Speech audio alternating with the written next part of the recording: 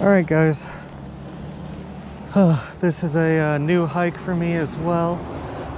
This one we shouldn't be expecting any snow on, unlike last week. This is the Old South Skyline Trail, if you can see that. All right, let's get going.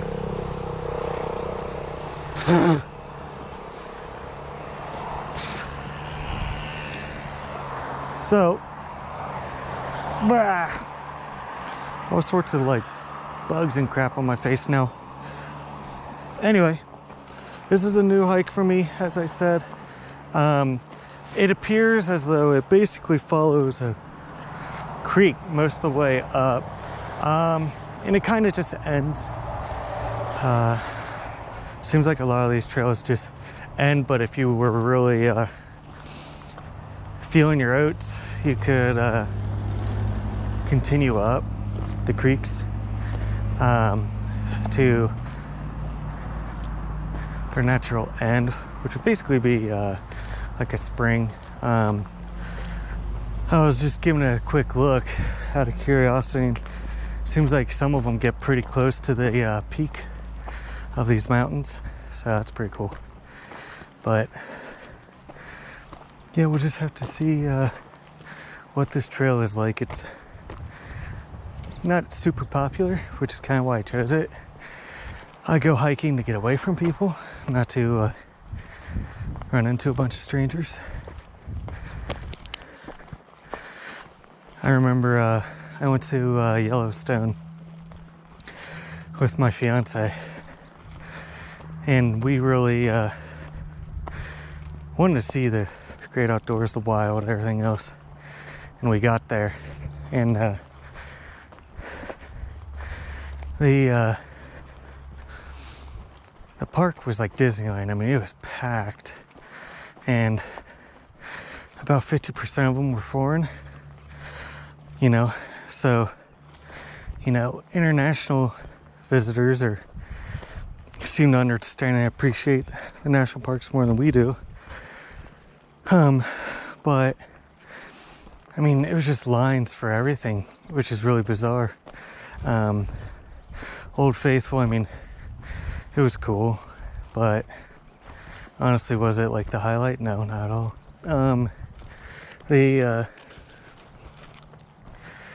We also, so streaky from my sunscreen. All right, cool. So we, I think, go right there. I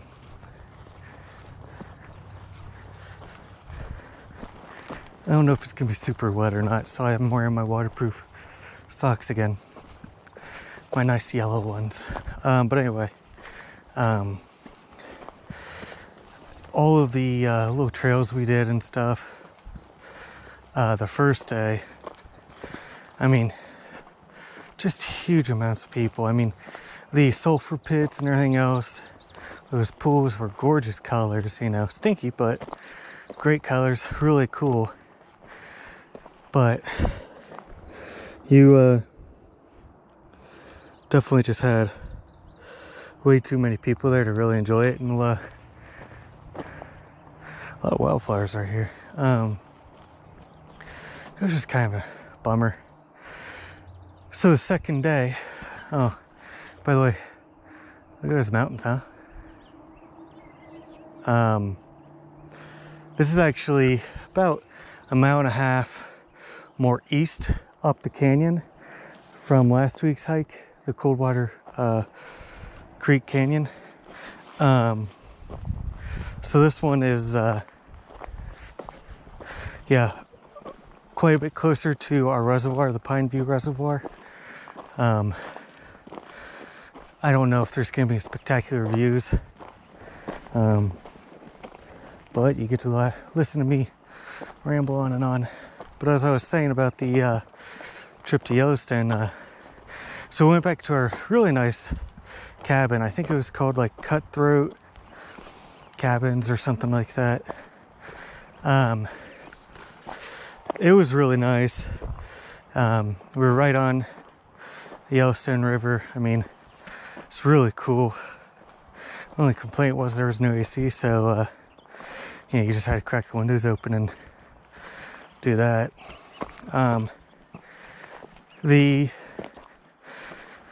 So when we got back, we started talking about, how much of a bummer it was, how many people were there. And we really debated if we want to go back or just find a different trail system closer to where we were staying. Because there's national forest before you actually get into Yellowstone. There's a bunch of probably awesome opportunities for hiking there. And so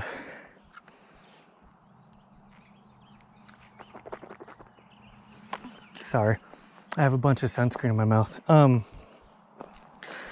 We were debating whether or not we wanted to do that, one of those trails or not. So we actually wound up Googling remote mountainous trails inside Yellowstone, and we wound up doing Avalanche Peak, which was super cool. And yeah, we got up on top of the mountain, and from up there I actually wound up making a phone call to my family and stuff. It was just hilarious. We were at, I guess, about 10,000 feet. Great views from up there. It'd be cool to bring you guys for that hike one day if I ever make it back to Yellowstone. Problem is, it's just everything's so built up, and that was 3 or 4 years ago. Maybe it's a little bit better because of COVID and everything, and travel really cut down and the parks were closed for so long. Or maybe it's a huge resurgence because everyone's trying to get it in now. I don't know. So yeah, you could definitely camp back here though. Nice and flat right there. That was one thing my fiance and I are talking about is what are good places to camp. We've got a massive tent right now, but she's, as I said, kind of a glamper. Well, she doesn't camp at all. So it's like a 5-person. It's massive. I got on KSL for like $25. I have to put it together and make sure everything's in it, but set it up and make it a base of operation. We move out to different trails from there, but it's got a big footprint. Shoshi. This water bladder is not very good.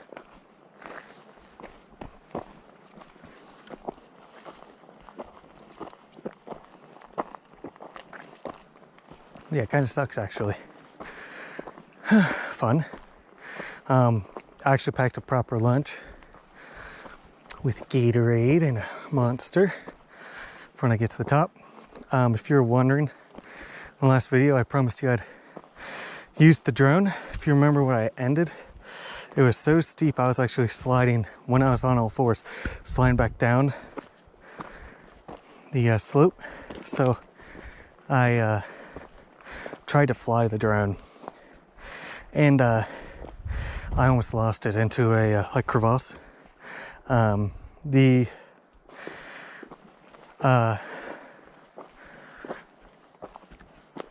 drone fell in between an ice shelf and the actual mountainside, and I could barely reach down in there and get it out of there. I was really worried about the snow collapsing on it and then I'd be stuck, or it collapsing with me, going head first and getting smothered. So yeah, I didn't push my luck after that. So I just took it home. I intended to practice using the drone more. I didn't because I'm lazy. So instead, I'm gonna see if there's opportunities on this one.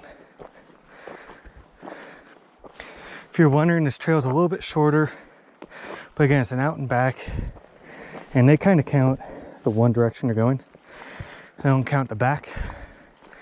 And as I said, there's more creeks as you go up, so you could really just keep going. So I don't know. I probably won't continue on. I mean, if I'm really feeling my Wheaties or so. Whatever. I might go on. Look at that. It's pretty, guys. But yeah, no snow this time. It's about the same temperature in the main Ogden Canyon, or not Ogden Canyon, this is Ogden Canyon, out in like the main canyon where Salt Lake and everything is. It's like 69 degrees. Should hit about 70 something today. But all that snow melted already. I didn't show it on the recording because I ran out of battery and everything. Speaking of lifting, holy cow. I'm running you guys on 4K. I do have like 8 batteries on me, so I'm really prepared for recording the whole way, but I have to really watch it because they're going to be fast. Batteries are going to burn through really quick.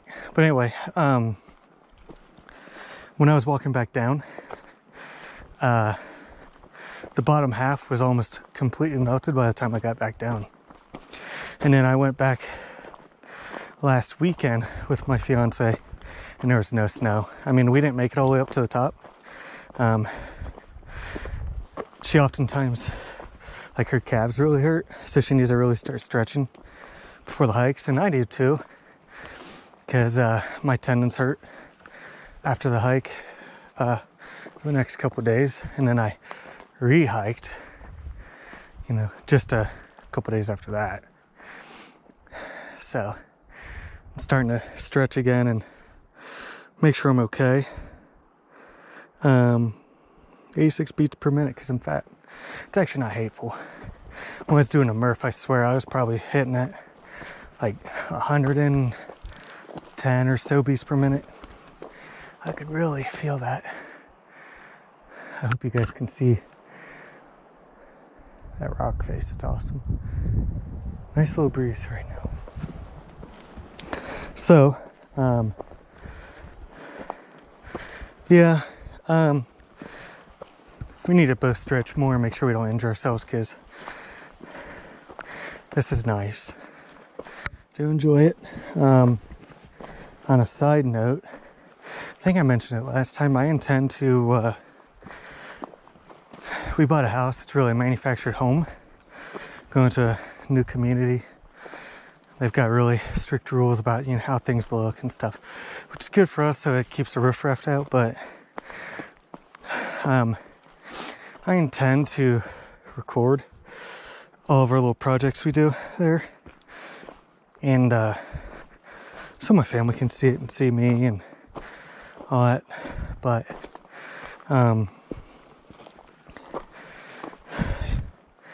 yeah, I look forward to that. I look forward to more hikes. If you remember, I was talking last time about how cool the rocks were out here. I mean, boulders everywhere.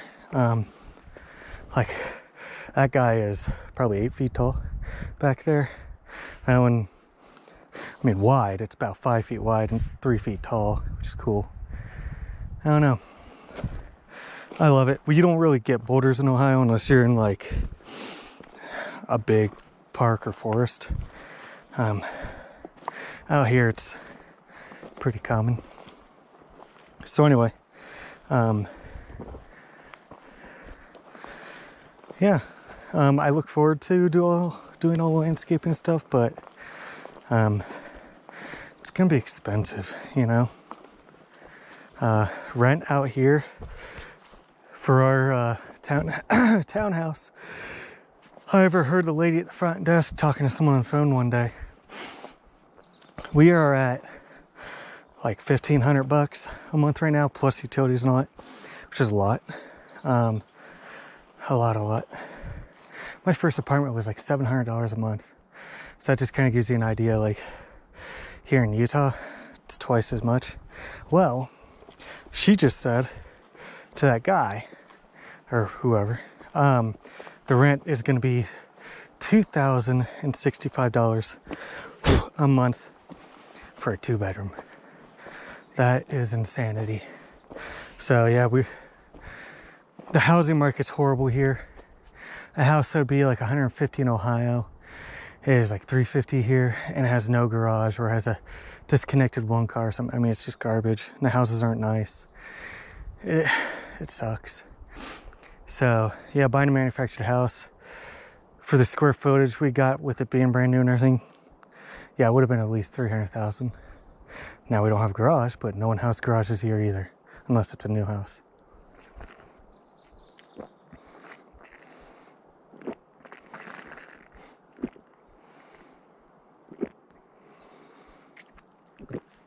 Yeah, I'm not a big fan of that ladder.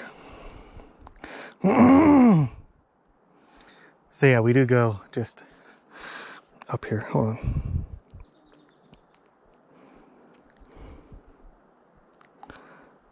Where am I? Whoa. I didn't expect to be so high up already.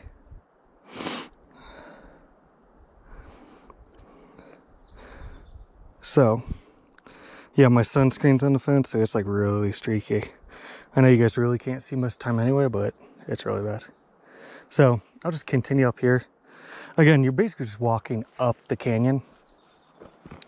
Ooh, slip. But yeah, that is my biggest complaint about here. Except, you know, besides the fact that it's overpopulated, is that it's very expensive. It's turning into California.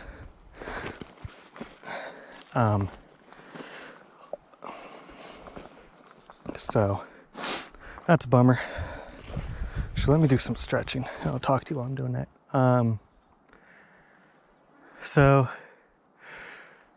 last time I talked about wildlife and stuff and how there's rattlesnakes and everything else. The next time I went hiking with my fiance on that same trail, this is the second time it's happened now. We've almost stepped on a snake. This one wasn't a rattlesnake this time, but again, it is a real element out here. It's the wildlife. Just something to bear in mind. So yeah, again, I do carry means to protect myself. You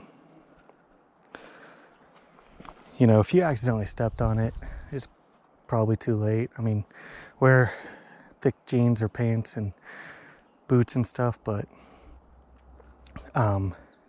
other wildlife, there was a guy, I thought I mentioned it last time, but I don't recall it in my edits hearing it, that there was a guy hiking some trails, and it made like national news, and he walked up on a mama cougar, not mountain lion, yeah, because well, mountain lion, cougar, puma, all the same thing. I meant bobcat. Not a bobcat, but an actual cougar. You know, probably 160 pounds or more. She had cubs or something like that, and he just backpedaled the whole way back down the trail, and she just kept, you know, walking about 20 feet away, or, you know, threatening him, and he just kept backpedaling. And I thought he had a gun on him. But yeah, that's why you do that, just in case, you know, you stumble upon a mom and her babies and stuff, in case she decides to attack. But, you know, she was just pushing him further and further away from them, which, you know, fine. But yeah, there is wildlife here, not just deer, you know.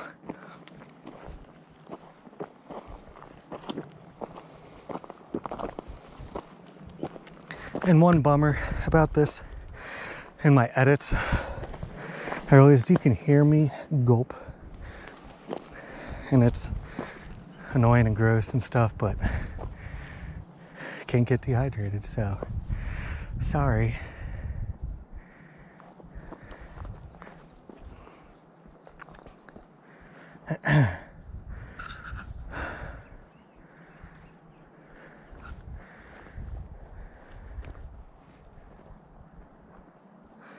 It's nice.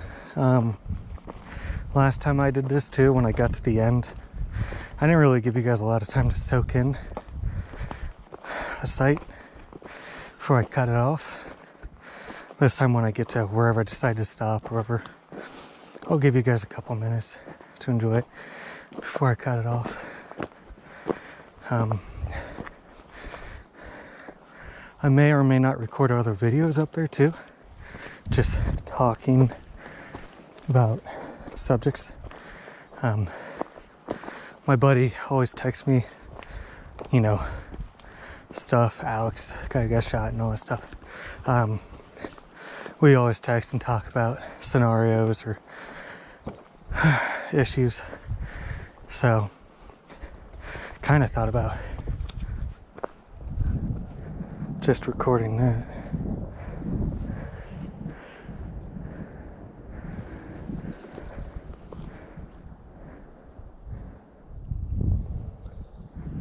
Oh, big grasshopper. Swear I heard other stuff too, though. You know, kicking rocks and stuff. So, yep. With it being warmer out too, you really have to watch. I'm sure there's gonna be a lot more snakes and stuff.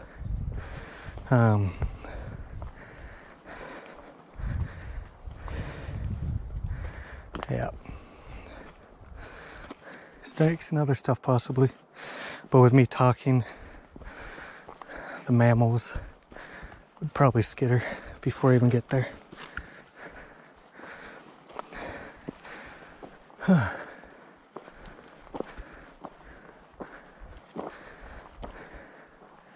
Yeah, ain't that cool? I don't know about you guys. I love the smell of sunscreen. I don't know, some people think it stinks. I think it smells terrific.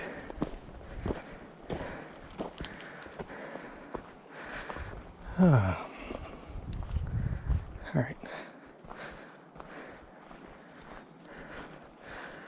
Now, obviously it looks like we go that way, but we could also go literally on the creek.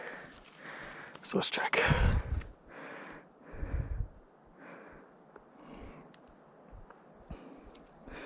No, I'm just crossing the creek. We're like zigzagging back and forth. All right. What is 85 beats per minute?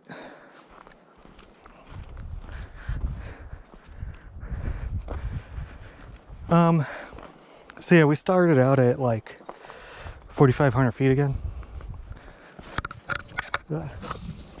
But see how big this boulder is? Yeah, like you guys are here with it. I mean, its peak is like another 6 inches or more taller. It's huge. I love big boulders. I'm weird. I think in another life I was a geologist. Super cool.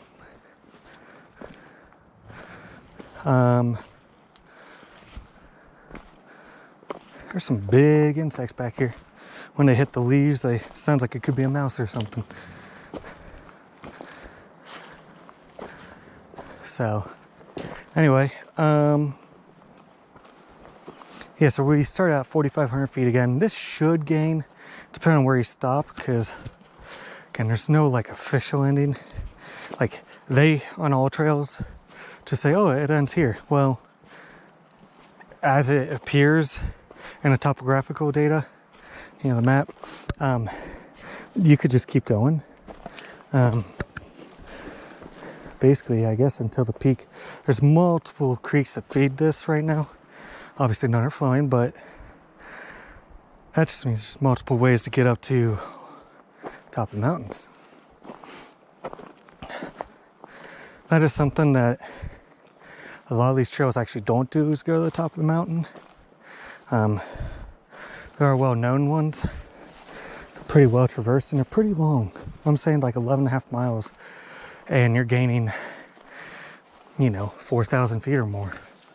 It would kick your butt. Can I do it? Yes.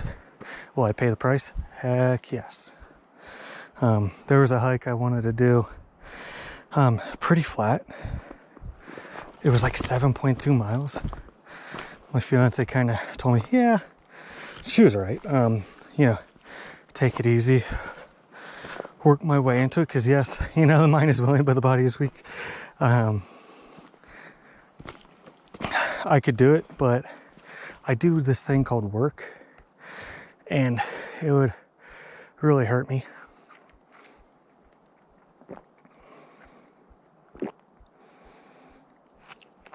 So you don't really want to miss work because of it, or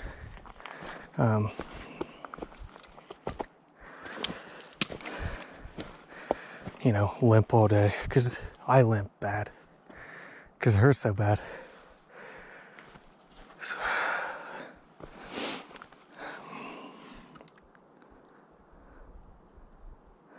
yep. Oh, I'm so zoomed in. Every like inch is like 100 feet. Well, actually, like 3/4 of an inch on the map is 100 feet. So no wonder I'm like always swiping. Like, where are we? Perspective is really close. So, yep. This is nice, though. This is why I hike. I don't hate people.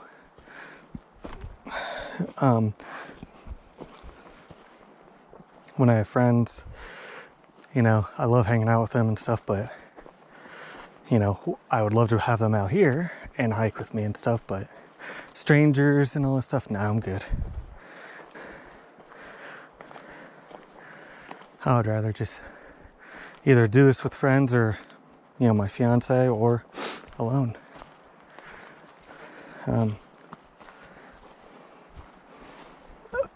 One thing I was thinking about is I should probably buy, if I'm going to do this a lot, one of those GPS, you know, SOS things, because if I break a leg or something, I have walking on broken bones, like broken ankle for, you know, 8 hours or whatever, and all that stuff. I broke a skateboard and I kept skateboarding and walking and everything the rest of the day because they called me a wimp, but it starts with a P. And I will not be called a wimp. It starts with a P. And so I showed them by walking on a broken ankle for the rest of the day. It's like, it swelled up to be like the size of bigger than a grapefruit. It was huge. So, oh, if you ever done the mini bowling, it was probably about, I think it was about the size of the mini bowling balls that you can barely one hand. So, yeah.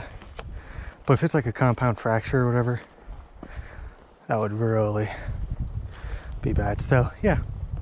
Having a way to SOS. Out here, there's actually a lot of volunteer that will actually look for missing persons in the woods and stuff. It's really awesome. It's something I would consider doing once I get more accustomed to this, because I think that's awesome. They do it along with like actual like sheriffs and stuff. But yeah, there's entire search and rescue clubs for Weber County and stuff, which is awesome. I thought about doing a review on these pants. So mini data point right now, I am adjusting where my kneecaps are. I have this pocket on like my thighs, like mid-thigh level. They're kind of small, but they are perfect for, did a little too much. Perfect in size for like a small item, or they also have these pull cords on them, and they allow you to adjust the height of your knee pads. Because knee pads are built in, but there's like a suspension system so you can pull it up or let it hang lower.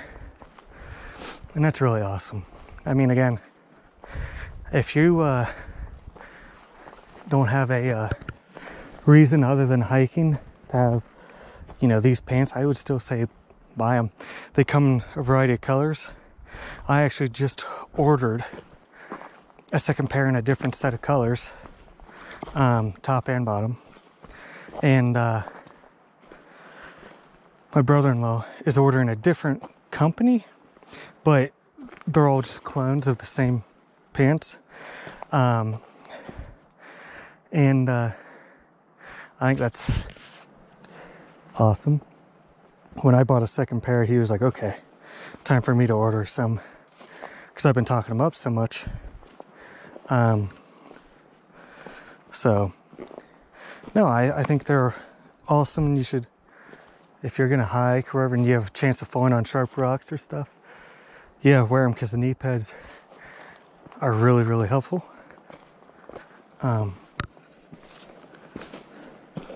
So yeah, yeah, I do want to do a review on them. I don't know if anyone's gonna watch it, but big thumbs up. They're really cheap for how awesome they are. Obviously, they're gonna be hotter than wearing shorts or light pants, but they're ripstop, and they have the knee pads and all the pockets you could ever want, which allows you to store whatever you want. Protects you from boo-boos. So yeah, look into them.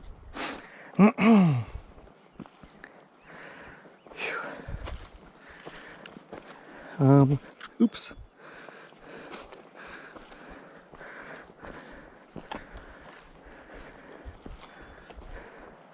Oh yeah, and I got this watch. I like it. You can download different backgrounds and stuff, which is awesome. I like it. Whew.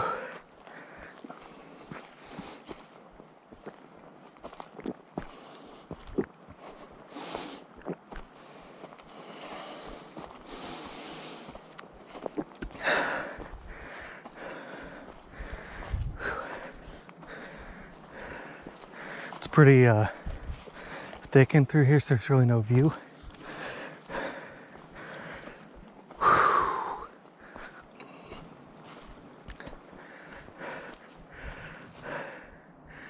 It looks like some sort of a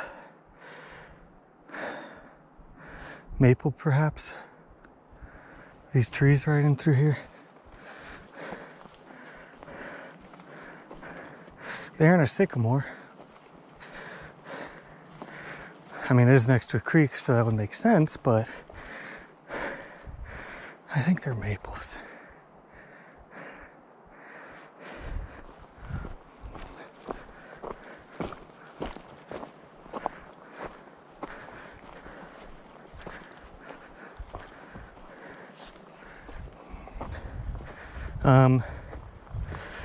Yep, so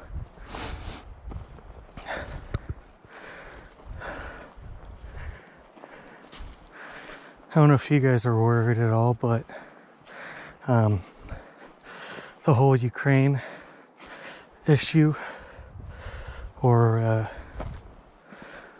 don't know, what could be a code phrase for that?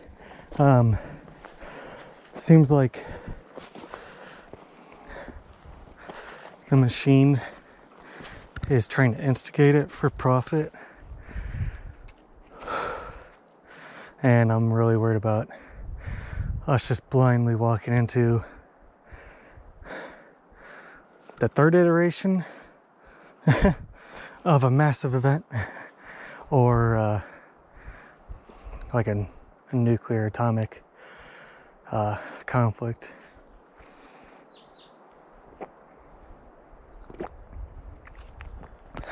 I don't know. I think a lot of people are blindly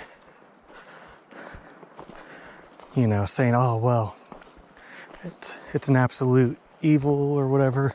We've got to do this. One thing that I will tell anyone right away is NATO and the US absolutely been poking the bear. I don't like what the other side is doing, but it was instigated for sure. Now, they did the whole Crimea thing in Georgia before that. You know, I remember that clear as day. And I was kind of predicting this to happen. I knew like after the Olympics were over, it was game time. That's how it always is. So I was warning people about it. No one believed me, no one ever thought that would happen.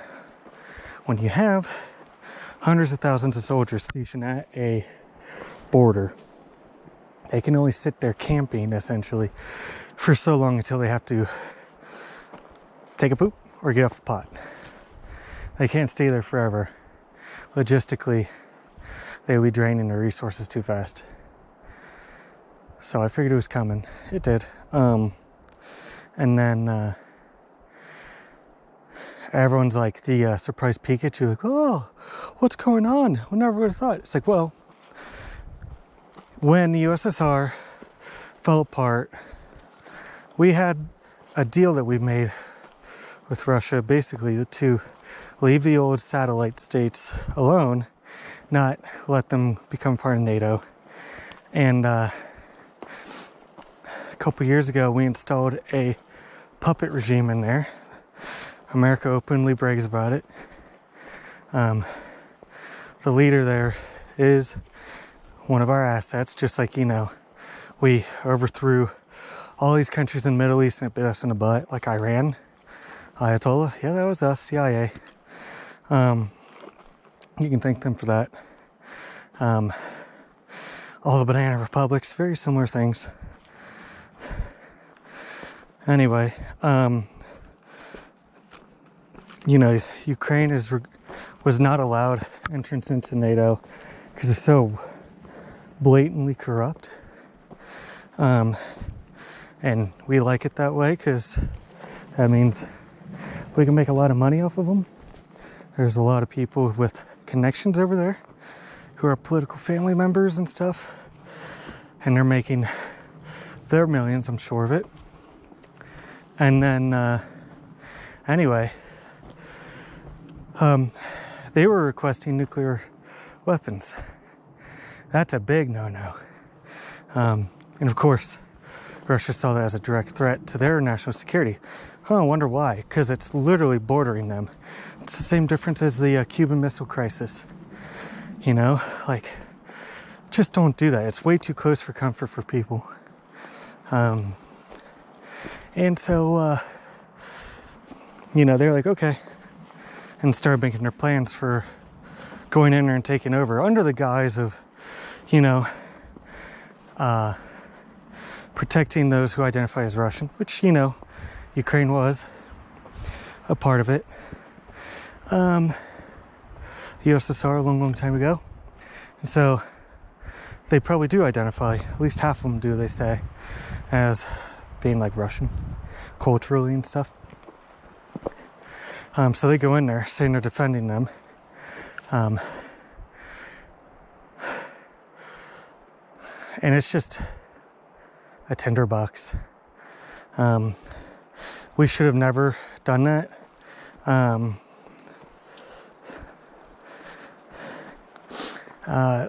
Leaders in the House and stuff brag about it, like openly. There are videos of them. There are videos of them saying that this was their plan for the last couple of years. They've been pretty open about it. They were, shoot, I think it was McConnell, like 2 years ago, was telling them, you know, oh yeah, we're gonna do this, like, we're gonna kick their butts. 2 years ago. Democrats, they've been saying it. I don't know why these idiots on both sides think it's a wonderful idea to instigate World War III and a potential nuclear holocaust. as a recipe for disaster, and I hope you guys are ready. I pray fervently for peace. I have a 45-minute commute to work every day. What do you think I'm doing? Besides talking to my family, making sure they're okay and stuff, I'm praying a bunch. You know, yeah, for the health and well-being of my family, but like 50% of it for the safety of the world. Plus the inflation, supply chain issues, shortages of food, everything. If you look at it historically, it all matches any other time we've had a world war. Coming out of there goes a snake. Yeah, anyway, coming out of war, out of like a pandemic, economy's bad, military machine, military industrial, spurs economic growth by war, unfortunately. I was watching that snake like nobody's business. He wasn't a rattlesnake, but it's kind of funny. My fiance is very afraid of snakes now. I used to like them a lot and play with them and stuff. When I would go to like parks and stuff, they would have them like on display and you could hold them. But nowadays, more so, little heebie-jeebie. So, yep. Oh, this would be a great camping spot, guys. Wow. I mean, not really a view, but yeah, you could camp here. Probably no one will bother you. They say it's a lightly traversed trail. I don't know. You have a creek there. Oh, I ordered I forgot my life straw. Okay. Anyway, I ordered a life straw, like thermos drink thing. 2 of them, one for me, one for my fiance. Because I have a life straw, which is great for if you want to stick your head in the creek directly. And yes, they do work and they flow fast. I was really surprised. They flow a lot faster than the bladders here. Yeah, I figured, it'd be really nice to just be able to scoop it, tighten the cap, and walk, and you can just suck on it that way, rather than having to sit with your face in the water the whole time. They're like 20 bucks a pop, like 23. But yeah, life straws. There are more expensive ones, like they're called like Greya or something, I don't know. $100. It's a filtration system. It's not complex. It's not worth $100. A Berkey, which I have a discount Berkey. I have a Joy Boo or something. Joy Pure, I think. It's essentially a Berkey. It has the filters, 3 cartridges on it, and it's good for like almost 10,000 gallons or whatever. That was like $250, and it's 2 stainless steel buckets, food grade quality. The filters that are good for 10,000 gallons, and then they want to charge 40% of that value for a little standalone 22-ounce thing. It's not rocket science, this technology. The life straw is fine, as long as it's been tested and stuff. It's fine. That is one thing I've learned. Outdoor gear, take your time, see what the big name brand crap is. It's really expensive. And then see who has an alternative to it. And just look it up and see if the technology is pretty close. And then feel safe that it's probably going to perform pretty close to the very expensive stuff. Yeah, you want to buy American, you want to support local economy, all that stuff.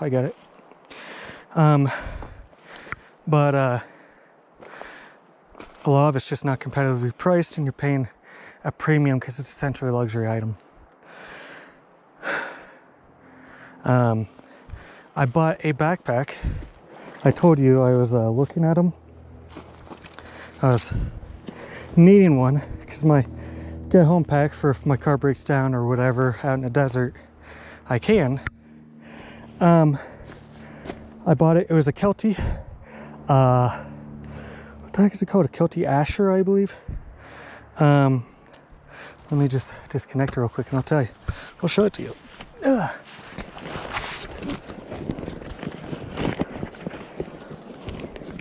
So, yeah, Kelty. Oh, Kelty. Yeah, Asher 35 liter. That's pretty perfect for a backpack for day hikes, obviously, because you can day hike with just a hydration bladder. But, you know, could you strap like a sleeping bag onto it and get a small tent and put it in here? Absolutely. 35 liters is plenty for like an overnight or something like that. So that's what I bought. Yeah, Kelty Asher, 35 liters. Comes in like two colors. One is like a blue, if I remember correctly. Pretty vibrant blue. I don't like that. I like earth tones. I really do. My favorite color used to be blue, but I'm thinking green is becoming my favorite. Like, I know, cliche, you know, because it's military color, you know, olive drab and all that, but I really just love it. Psychological studies have shown that, like, what the color blue is supposed to be like calming and good for people. I could see that, but anyway, Kelty Asher 35 liter, $100. That's awesome. It's got a top, like, pocket for quick access, which is awesome. That is really utilitarian and nice. My backpack, my old one, was like 3 layers of pockets. So you have like the main compartment with like your hydration compartment as well. Then you'd have like a second one that was smaller, with like netting and stuff. And then you'd have like the small pocket and like a small one underneath as well. This one's only got the one main huge compartment with a hydration bladder spot and then the top. That's my complaint, is that it's just a big old bag essentially. Makes it light. It's like 2 pounds, if that, empty. It's a good material. I would like a little bit more compartmentalization so that I don't have to just pull stuff out of the top. But it does zip almost the whole way down, which does make it pretty nice for getting stuff out without having to do that. But you know, what are you gonna do? We are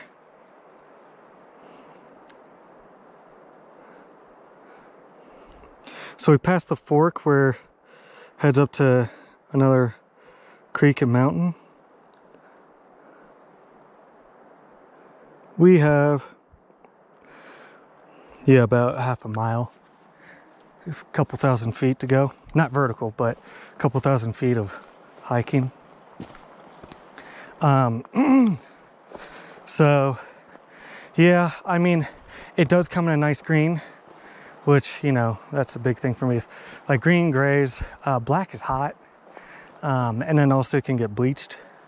Then it turns into like a purplish brown or whatever.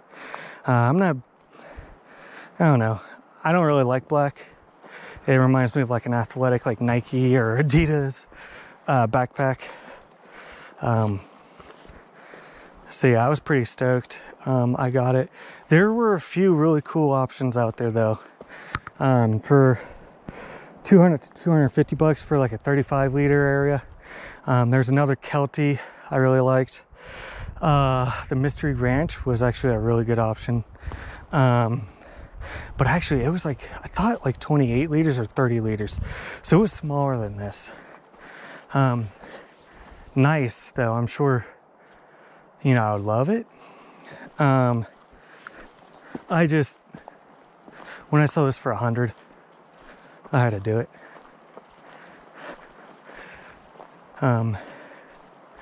Because first and foremost, guys, if you just had a big school backpack like I used to, and that's what my old one that I leave in my car is for, it was for school.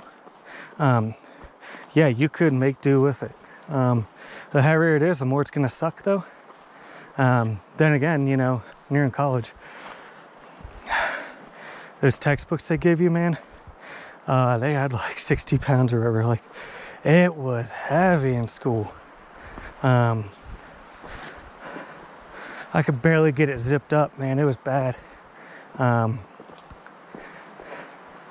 Dense. So, yeah, but the problem with that is there's no like cummerbund or hip band or whatever you want to call it, to help you carry the weight a little bit better, spread it out. I like to put most of it on my pelvis, then on my shoulders. Some people will rotate up and down, like most of the weight's on your shoulders, let it get tired, then go to your pelvis.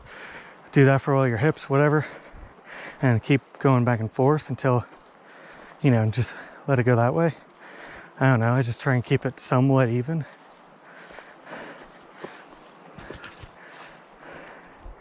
Yeah, it's pretty overgrown. Not overgrown, but not really a view.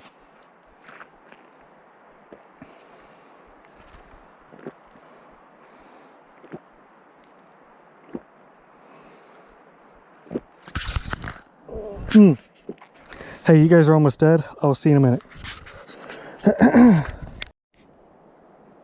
All right, guys.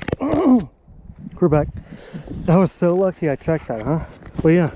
So, I've got, if you're wondering, I have baby wipes here.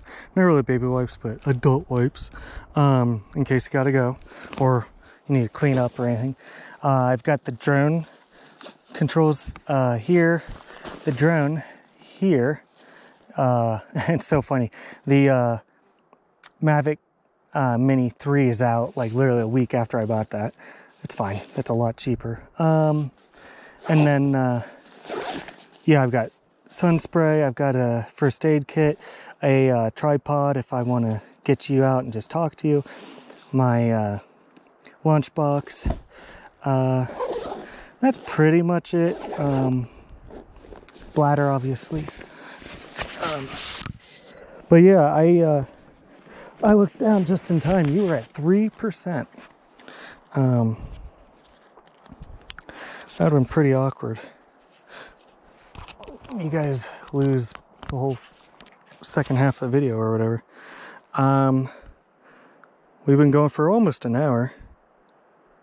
That's a lot. And that better, you lasted that long, huh? I'm recording in 4K, it says. So it's supposed to only last about 30 minutes or so. I don't know. We'll see when I get home, huh? It'd be nice to get you guys uploaded in 4K. I don't know. I'm curious. Oh, so I want to apologize about the formatting on the last videos or series. You know, last hike. I turned into a movie, like I said, with minimal edits. Tried out a bunch of different software. I'm still experimenting, you know. But formatting, I had it recording in 4:3, you know, 4:3. That is like a boob tube format for like old school TVs. I was supposed to be recording in 16:9. So everything had like a black border on the side. Then I thought I went into the software, and when I was doing the edits on the actual full video with everything put together, that I did it and changed everything's format to 16:9. You know, it would have essentially cropped crap out. But actually all I did was only the first video, the first 16, 17 minutes. And that's one thing I would complain about. It is, by nature, I looked it up. So when you're recording videos and you're like downloading it and you're gonna try and like do edits and crap, they can only store so much data per clip. One nice thing is if you lose some, like it gets corrupted, you don't lose everything. I get that. We've got a lot of scat right there. You see that? I wonder what the heck did that. Hopefully not a bar. Too small. Actually, that looks like my flower up there that I really like, but I want to climb the rock. My Virginia Bluebell or Mertensia. I saw it when I was hiking with my fiance too, which is cool. If I see some down here, I'll point it out to you. I really like it. It's pretty.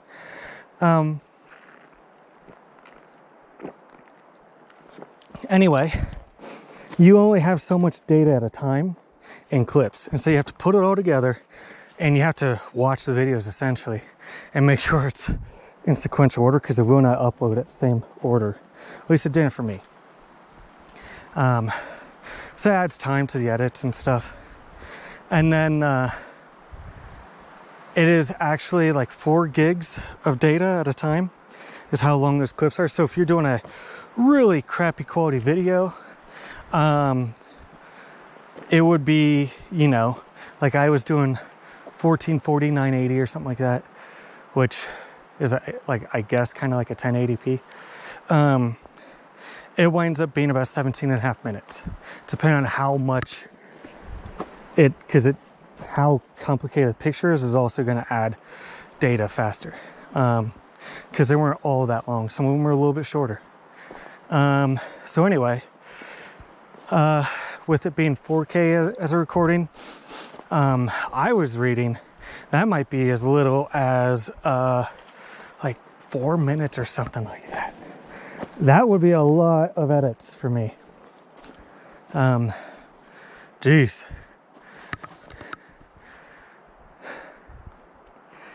I mean, I'll do it. It's an excuse for me to go outside, so absolutely. It's just annoying. Sony's I saw, they were saying like they use a different like format or something to where they can do bigger data at a time, which would be great. I mean, the memory on this I think is like 400 gigs or so. So I mean, yeah, I mean, I could theoretically do, if the math was accurate, what, like 400 minutes of 4K? If it's really 4 minutes per 4 gigs. Yeah. But it did take a long time to upload all that stuff. I did also see that hard drives make a difference. My laptop is old. I got it when I went back to college, one of the 1,500 times I did. It has like a 256 solid state hard drive, which back then was pretty cool. Still small, but what it allows is it to like transfer data real fast. It can start up real fast, almost like it was just on standby mode.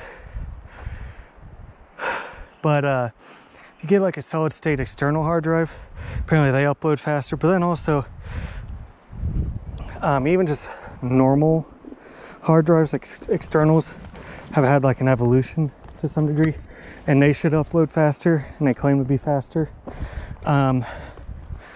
Especially if I'm gonna have a lot of videos and stuff kind of stored for B-roll and stuff, it would be a good idea to have a bigger external hard drive. When I bought my external hard drive, it was a 1.5 terabyte. It was over $100 back then, but this was like 6 years ago. Now, like, I think it's like a 5 terabyte with like, it's supposed to be faster, you know, system. It is like $109. So that's on my wish list on Amazon.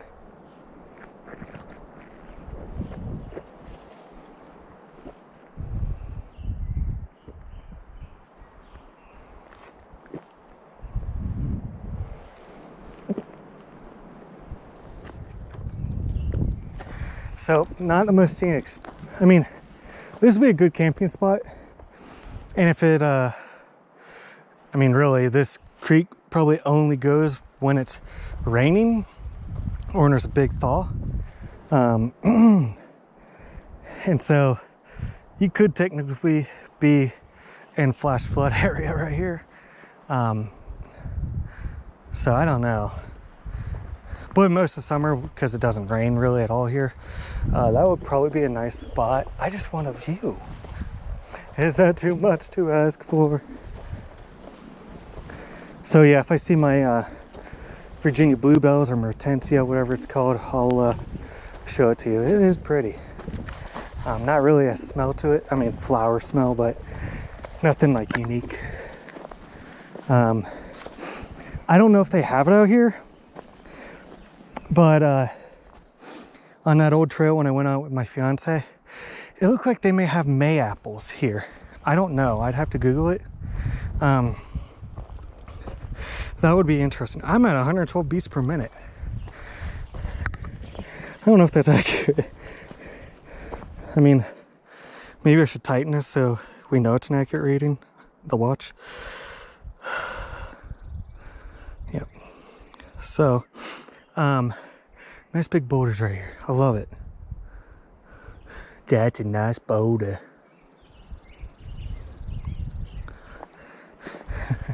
Donkey from Shrek. I like that boulder.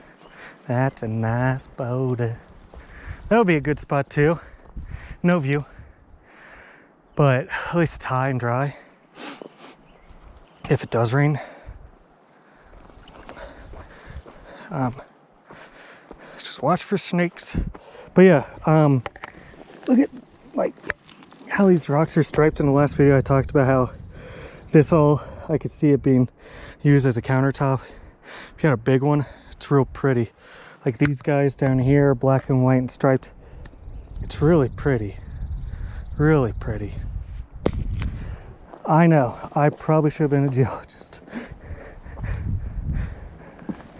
Just kidding. I'm of the opinion, and that's all it is, that unless you're going for a STEM degree, don't go to college anymore. I actually should probably get data on it.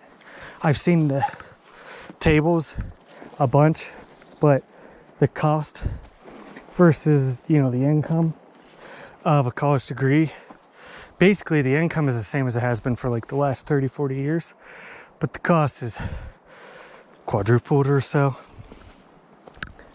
It's really bad now. It's not worth it. And honestly, a lot of the jobs out there that require bachelors really shouldn't.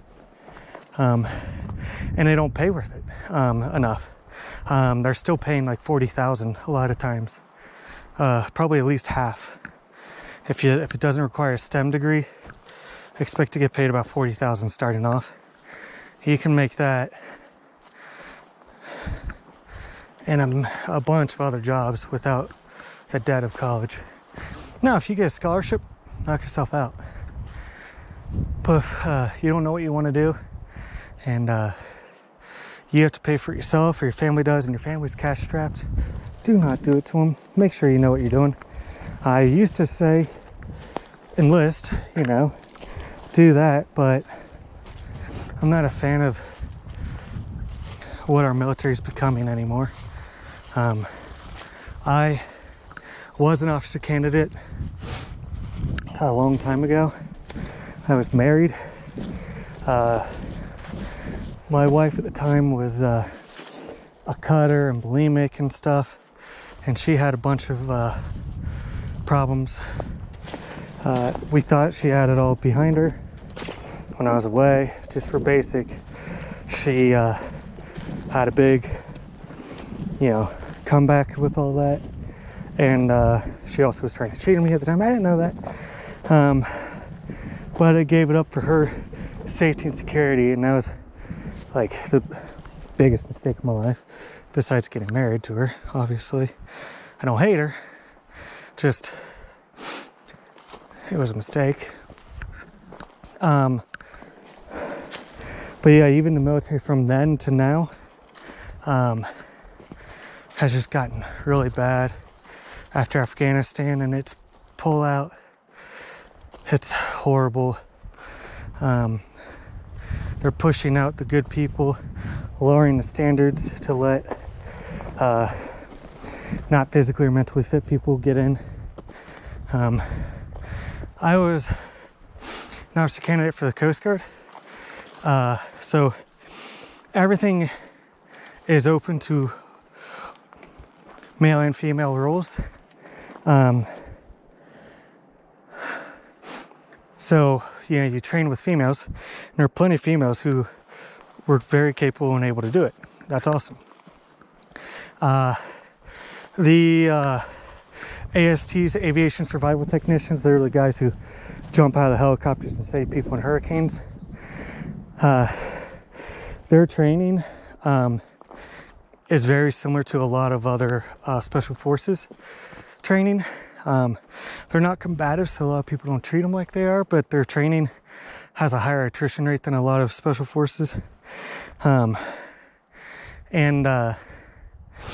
only 1 or 2 females ever completed it, and it's been open for female enrollment for like 20 years, something like that.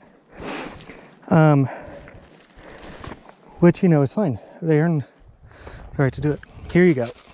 These really aren't fully in bloom yet, but these are my flowers, the Mertensia Virginia Bluebell. They start out kind of pink and they slowly get more and more blue. They're pretty. I really like them. Those are the ones I said, they almost glow in the dark. If it's like slightly dark here, in the right lighting, yeah, they look like they'd be from Avatar or something. Oh, hey guys, I reached my goal. Woo.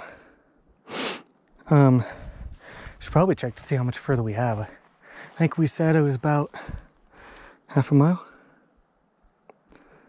Oh, we actually technically already finished. That's funny.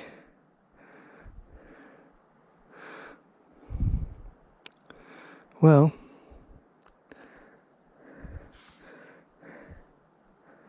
I don't know. That's 1.5 miles. Really no view yet. We could continue on until we get a good view. I'm okay with that.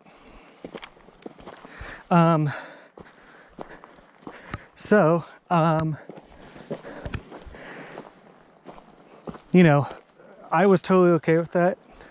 There's a lot of shipmates I had that were female. They were awesome. A couple guys who were pieces of crap. Sexually assaulting females in basic. Troublemakers, stuff like that.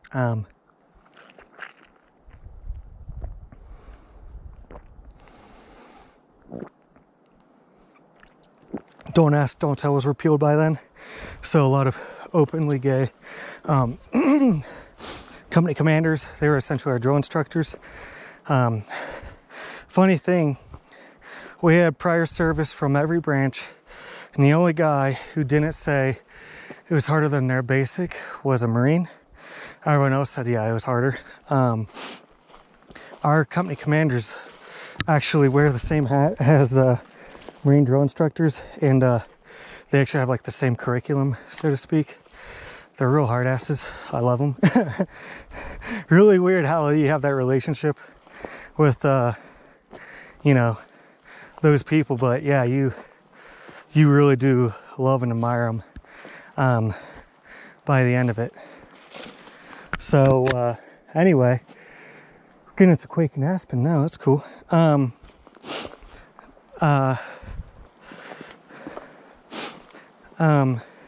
Yeah, back then it was fine. It was still getting a little woke so to speak. But nowadays, that's like the precedent, or like that seems to be the priority, is make a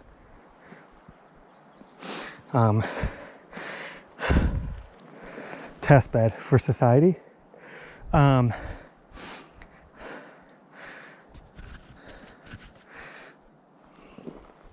lot of people have said that, you know, they kind of start social programs first in the military, see how it works, and then introduce it to society. If you remember during the DC stuff, they were kicking people out who they thought were Trump supporters during COVID and everything like that. They were forcing people out who didn't want to do it, all sorts of stuff. After Afghanistan, a lot of people quit. If I'm not mistaken, my research has shown, since I enlisted, enlisted numbers have dropped from like across every military branch combined, approximately 2 million down to 1.4 million. And all the badasses from global war on terror and stuff, they're a lot of them have quit. I don't know, all that expertise and stuff is being pushed out. And then again, going back to it, they are rattling sabers with China and Russia with a more feeble, less effective military. I'm not saying less effective than them, but less effective than it was just, 8 years ago, which is when I enlisted. And they've been having a hard time meeting their quotas for a long time.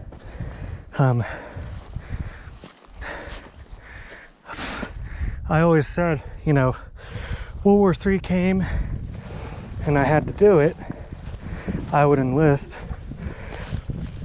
if they would have me, and serve my country if they needed it. After the stunt they pulled with Afghanistan, no, I wouldn't risk life and limb for these people.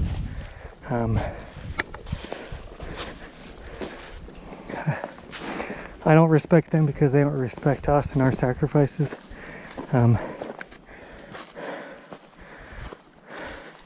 It's just terrible.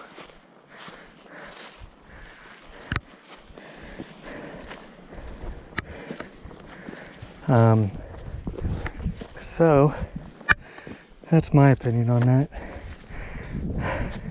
See a mountain with snow on it? I wonder which one that is.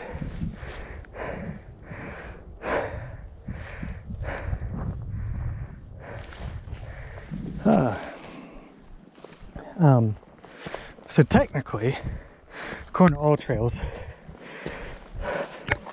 this trail's over. Clearly there's one in front of me. I'm gonna keep going until I decide to stop. We've only done like 1.5 miles. So, not hateful. I don't want to do more than 5 miles round trip, obviously, because I can't tax my body too much with having to go back to work for 3 days. Again, I have that really weird schedule.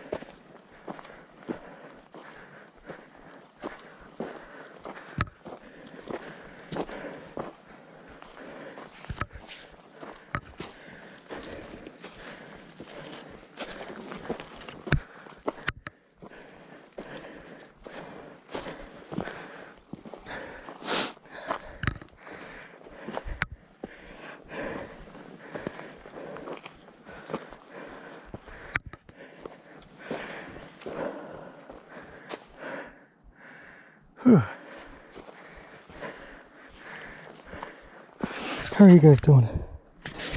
Yeah. About 60% battery, I guess. Whew.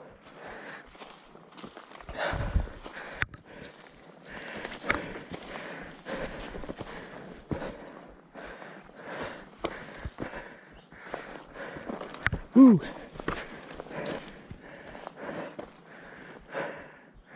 I was telling my sister, I should do a video compiling all my slips and falls from that snow hike. That would be kind of funny, I think. Need to get around to that. I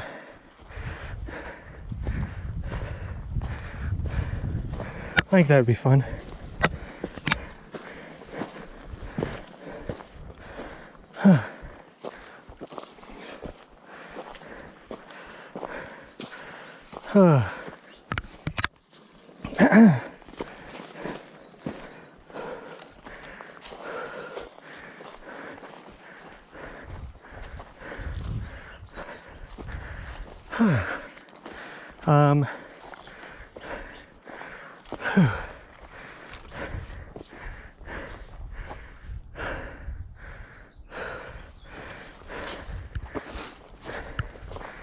I'm guessing there will be a decent view eventually, huh?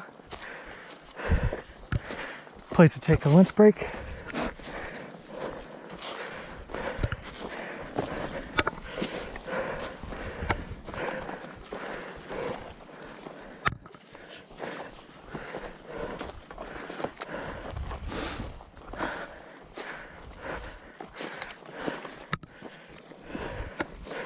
Ooh, look at that big egg that broke. Something hatched. Looks like the dinosaur eggs from Jurassic Park. You see them? Yeah, probably a snake. That'd be my guess.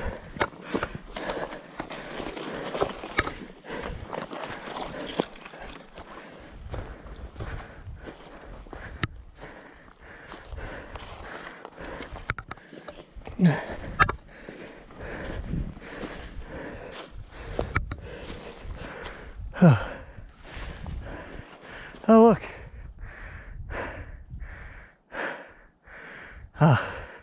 If I were brave enough, I could just go straight up there to the top. But it looks loose. Not a lot of stuff to grab onto. You slip, man, you're going all the way down. Better to go up this way, I guess.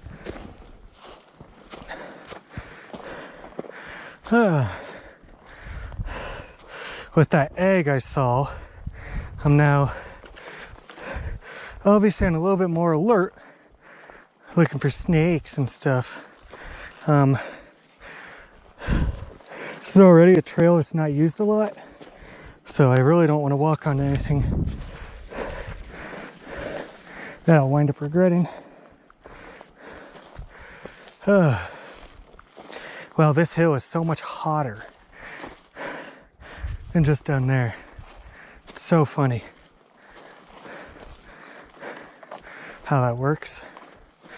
They're called microclimates. Man,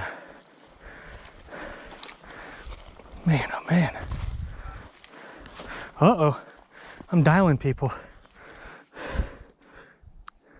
Oh, hi, chipmunk.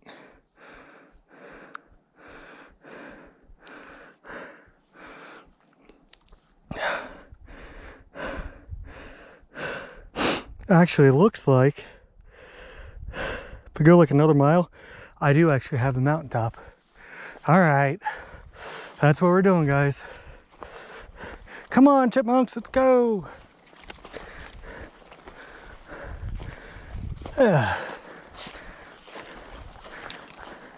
Sweaty. I'm sweaty.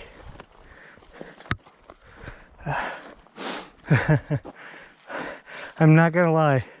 I'm thinking about where my gun is and dumping like 4 rounds into a rattlesnake. That's all that's going through my head right now. Like, I'm a little worried about that. I need to stretch gently.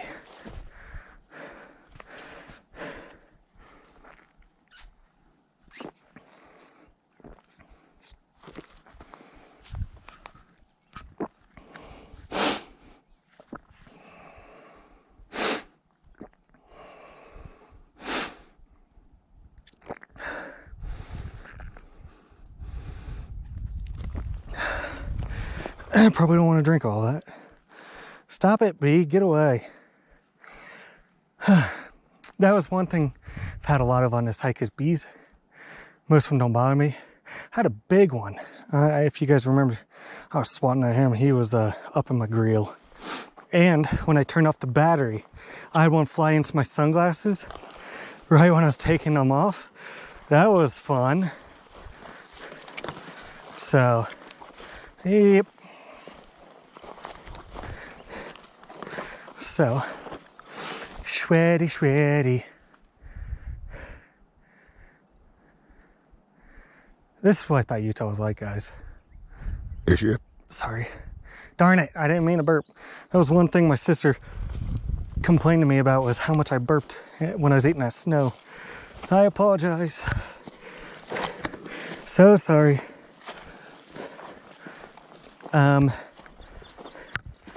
If you guys want to check her out,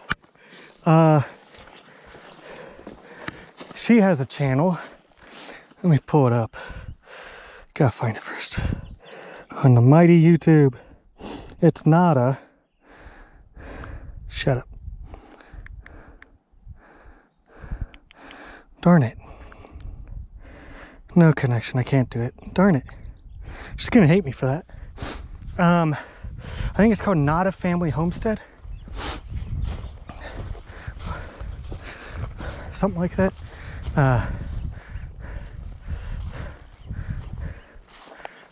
You know what's funny? I just connected the dots. Last hike, I was talking about down in Red River Gorge, there's a town with a church and a tunnel called not a church, not a Baptist church, and not a tunnel. Town of Nada. And then her homestead channel, it's called Not a Family Homestead or something like that. That's funny. I wonder if she knew that.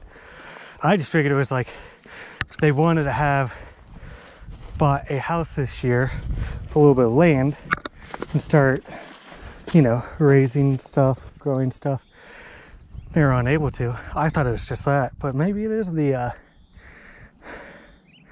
reference to Nada down in Red River Gorge. That's like the coolest, most wildernessy place to go if you're in southern Ohio. Well, southwestern Ohio, because there's over towards Virginia, there's plenty of stuff. West Virginia. Fun fact, I flipped my lid. My friend Alex and I played Fallout 76, which is in West Virginia. And you can get up to a canoe rental place on the Ohio River. I flipped my lid. I was like, oh, the Ohio River. So I just imagine the other side's, southeastern Ohio. I'm like, dude, it would be cool to play a Fallout in Ohio. But West Virginia and Ohio, very similar. At least southern Ohio is very mountainous, pretty hilly, I should say. Not very mountainous, but especially Cleves, where I grew up, had a lot of steep hills like this and stuff. Steep, not as tall, but they'd be like 300-400 feet tall, and I'd have to run up them for cross country. But yeah, pretty rugged there, because if you know anything about like the Ice Age and stuff, there was a massive glacier that covered almost all of Ohio. It stopped like right before it hit southwestern Ohio where we lived. So it was nice and rough.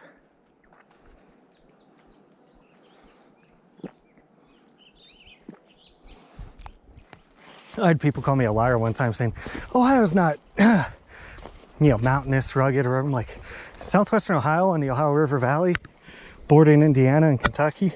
Yeah, it's rough. Now it's only rough for like the few mile strip where those hills are before you hit the Ohio River. But, that's where the glacier stops. So that's just happens to be where I grew up. And I grew up dirt biking those hills and, running those hills. So yeah, I think so. But that's because I grew up in a 10 square mile area. So yeah, anyway, I thought that Utah would be like this everywhere. It does take like an intentional effort and homework to find it. I hear like dirt bikes. That's cool.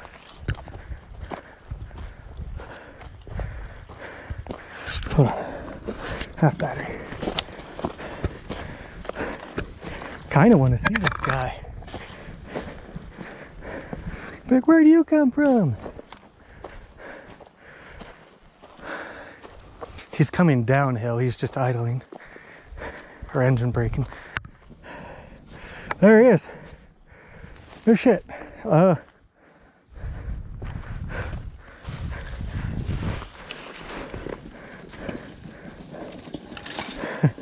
Hey, wasn't expecting anyone up here. Are you in the Segway? No. Oh. Did you come from down here or up here? Down there. Oh, down there. What's up there? Because all trails just said it ended, but I saw the trail, so I just kept going. Yeah, this connects to a trail. Does it? The big trail. Okay. Top, so yeah. Cool. Yeah, having fun on your, was it KTM? Yeah. Nice. Yeah, there's a couple of us here. All right, I'll keep an eye out. This is an old trail, and Apparently not a lot of people use it, which is why I'm on it, you know. yeah, we cut it out last couple of years. Yeah, I noticed it was kind of rough. I was wondering, you know, what made... It's pretty narrow and hasn't been used a lot. Yeah, awesome. We try not to tell too many people. In fact, when it meets the other trail, you You barely even notice kind it? of see it if you know what you're looking for, but Yeah. it kind of takes a little bit away. But yeah, it's a fun trail. Yeah, And, cool. Yeah, it goes all the way down to there. So yeah, that's where I started, so I have a... where'd you park? right on 39. Oh yeah. Just, there was like a little dirt bit, that's it. Yeah. So, Yeah, we'll pass you again. We'll just turn around and come back up this way. yeah, all right. I'll keep an ear out. Right on. All right, see you guys.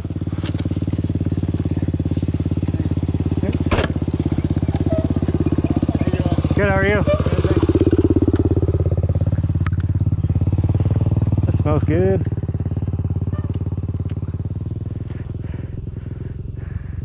He's not having the easiest time with that thing. I don't know if that was a scrambler or what. Or it could have just been an old school dirt bike. You know, it didn't. It ran like an old dirt bike, like you could smell it. They're all 4-strokes, but you know, their emissions were nice and dirty. It smelled good. I love that smell.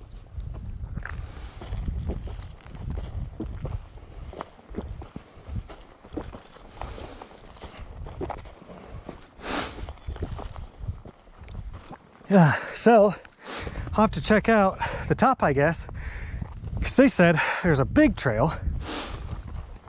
If I can find that big trail, that's just another reference for me to jump off of in the future and, you know, hike on. So, yep.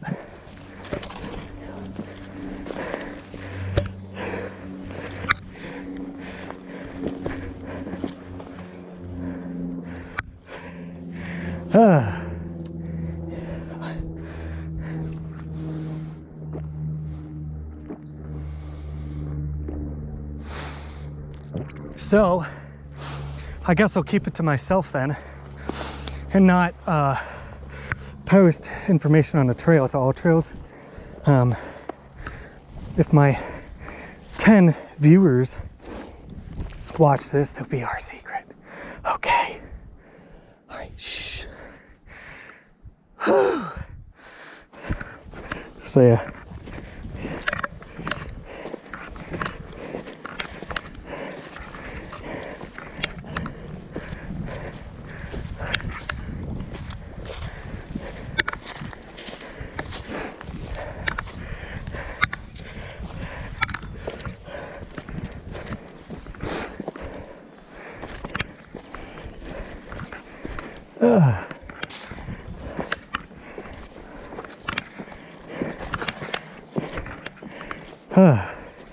The one guy had a CRF, so a Honda.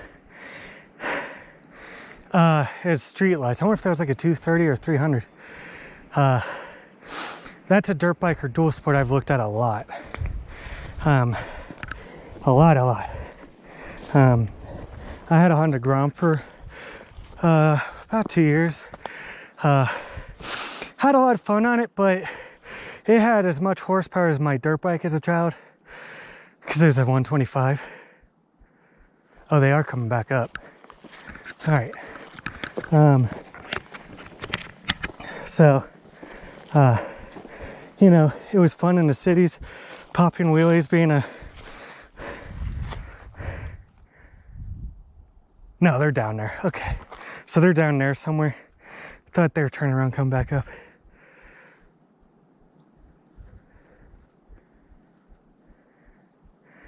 No, we're good. All right, so, yeah, the Grom is a lot of fun if you have friends. If it's not, if you don't have friends to ride with, because it was me and Alex,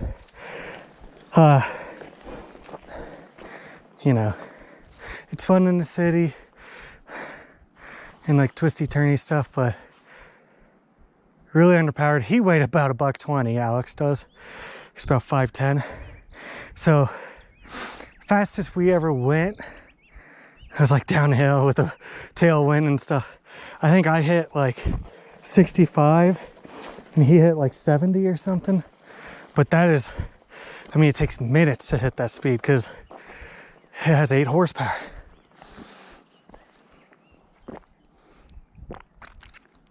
Apparently they're a little faster now. They came back then with the 4-speed transmission. Now they're 5 speeds. And I think they have like 1 more horsepower. But, you know, for $3,000, it's a fun little starter bike. A lot of fun. But, I don't know. It's definitely a bike you ride with a bunch of people. Actually, Alex has hung out with him a couple times. Darn it, I burped again. And we've talked to him a few times. Photogrammer. He used to do a lot of, he retired from YouTube, but his stuff's still up. Great channel, great content. He would do stuff. He'd do these big group rides, a lot of fun. That's, you know, what got us into it. We just never really got to get big groups together, but we got in plenty of trouble ourselves. We went to Houston Woods, which is up by Miami University in Ohio. And there's a park there called Houston Woods. I think it's Houston Woods, right? And we took our Groms on, you know, mountain bike trails like this. And we're tearing it up. It was hilarious. Risking getting in trouble, of course. But that was the whole thing about the Grom, is you do stuff you're not supposed to. Playing on sidewalks, putting little, you know, little girly bells on them, honk, clown horn, stuff like that. Just silly. So down in that valley, you see how it goes like this, where it dead ends, that junction. That's where we started, I think. Let's check it out on the map. Zoom out and just kind of see. Done 2 miles. Oh yeah. Yep. We've gained 1,300 feet. Went exactly 2 miles. Been going for an hour and a half.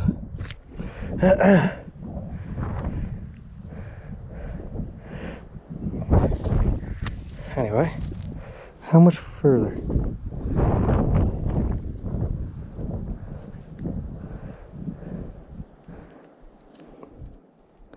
Huh. I don't know. Because apparently we're doing switchbacks now, and now the GPS is saying, yeah, we're off the creek, obviously. But that's where I thought we would dead end into. Apparently going up this. Kind of going back towards where we came from. But we've done 1.5 miles. No, sorry, 2 miles, right? Oh, I can't read. 2.1 miles. If I hit 2.5 miles, I'm gonna have to, you know, stop and turn around and stuff.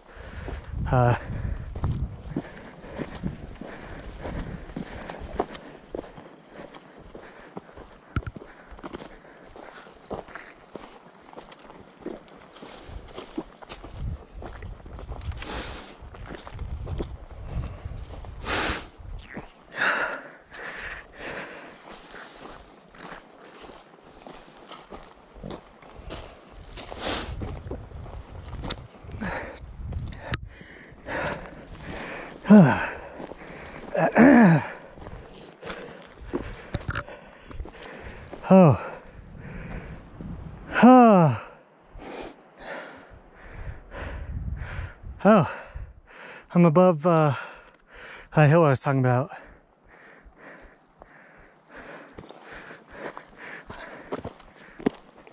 It's not really flat there, but I was thinking, you know, before I thought, that'd be kind of cool to camp there, but it's got a grade to it still.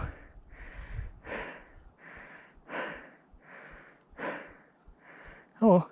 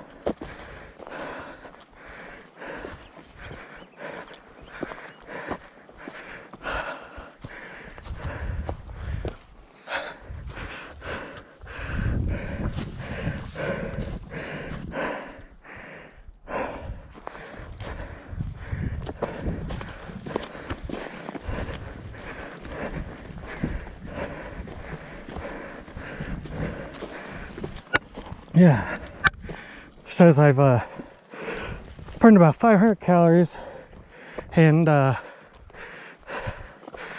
taken about 7,500 steps from the start, and I'm at like a 90 beats per minute. Oh, that smells so good. Whew.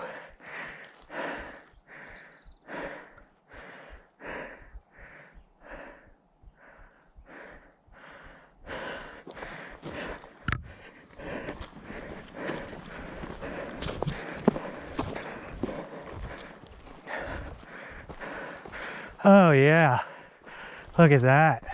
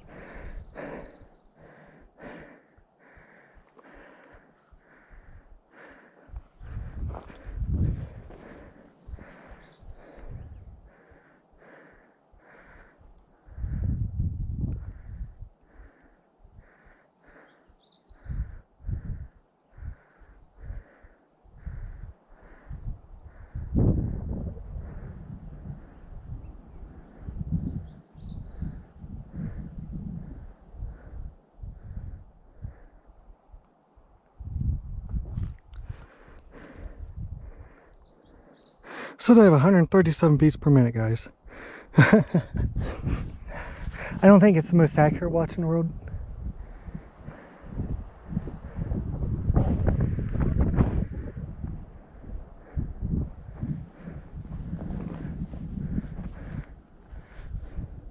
So, up that way is to continue on the trail. They said it hits a big one now.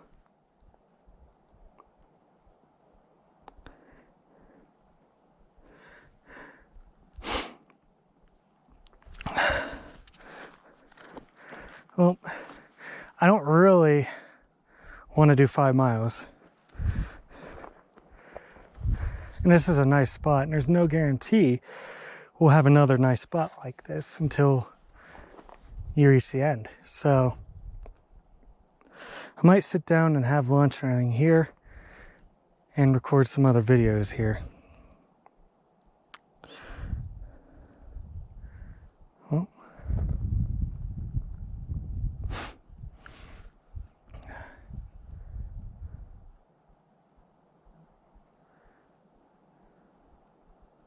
it is nice.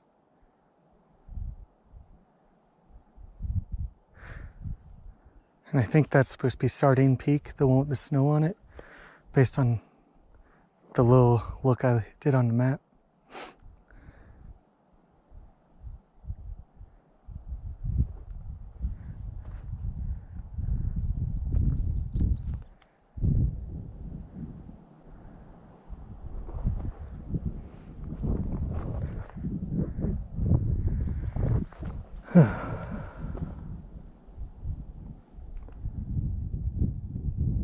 All right, guys, I think I'm going to let you go, all right?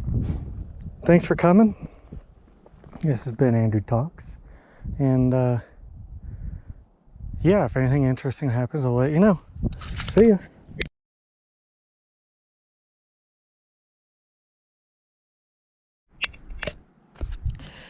All right, this is my 3rd time trying to do this, guys.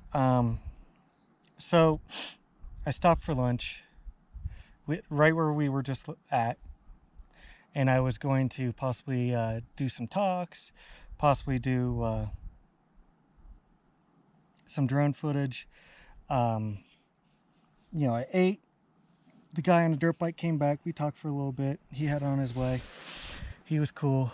I flew the drone basically all the way back to the trailhead.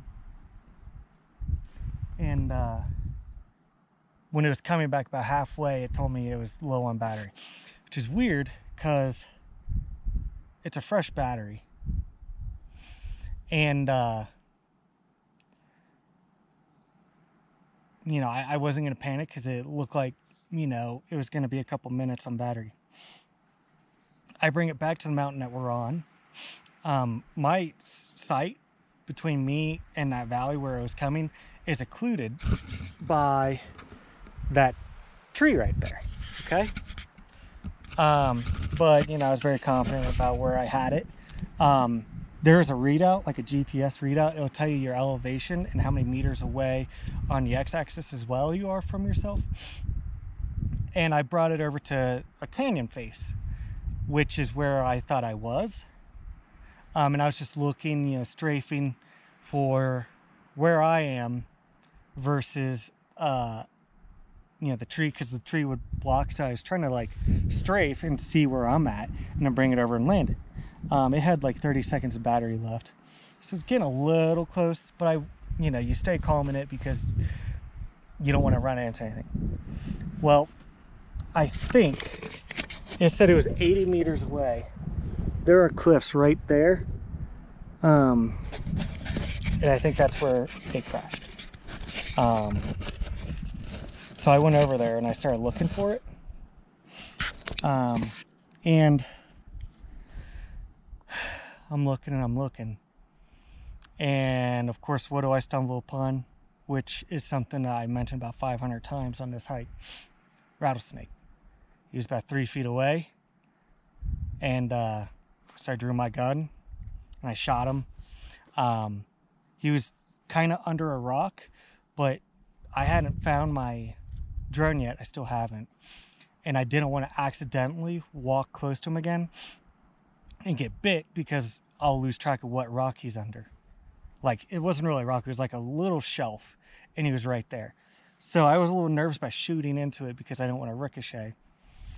I shot him, I believe, because he started, you know, rattling a lot, like constantly, and then went down to like a little rattle, little, like he's twitching because he was dead. So that really got my blood pumping. And it's pretty bright out, so like even with the sunglasses on, I was getting a little bit of that like purple from like as if I was looking into the sun. So I stumbled my way back here basically singing songs so that wildlife would hear me and not bump into me. So I'm gonna pack up, get all of our crap together. Well, I'm gonna chill out a little bit, and then I'm gonna have to head back over there. It's supposed to be 80 meters away. Over that way is what we were hiking up. It's just the switchbacks. So I'm confident it's not there. I mean, I'm 100% certain. It's over here, but I have a screen so I can see where it's at. It was the right elevation. I think it's close to us, but it fell when it died. And it showed me a camera shot. Like the last thing it saw was it was looking like out towards the canyon. So I know there's nothing like in between it, but it's gray. And then all this dead vegetation is of course gray. So I'm gonna have to spend probably an hour or something like that looking for it. I'm gonna bring you guys along so at least I keep talking and I don't startle another rattlesnake, startle myself and have to shoot another one. You know, there's a lot of rock faces on this mountain that we're on that they can hide at. So I am nervous about doing this now that I know that they're up here. Luckily, I do have my first aid kit. Bad thing is, I don't have any venom. So I'd rather fall and break a bone than get bit, because then I'm screwed. So let's take our time, let's be careful, let's find that drone and then head back.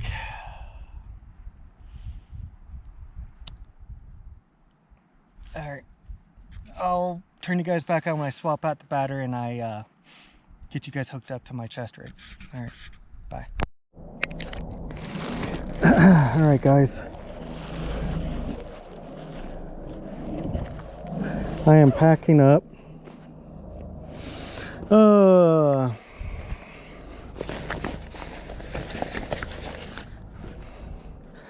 For one, I want to get that drone back. I just bought it. The winds weren't bad back here, but it lost batteries fast. I flew it it was saying, well, it was back to the trailhead, so about 1,500 meters as a crow flies before the not battery, but the range started going on it.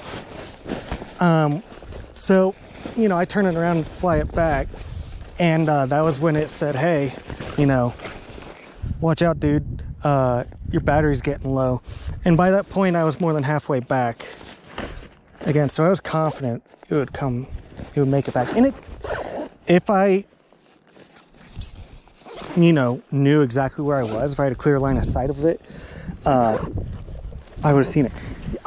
You can only hear those blades on that drone within about 30 meters.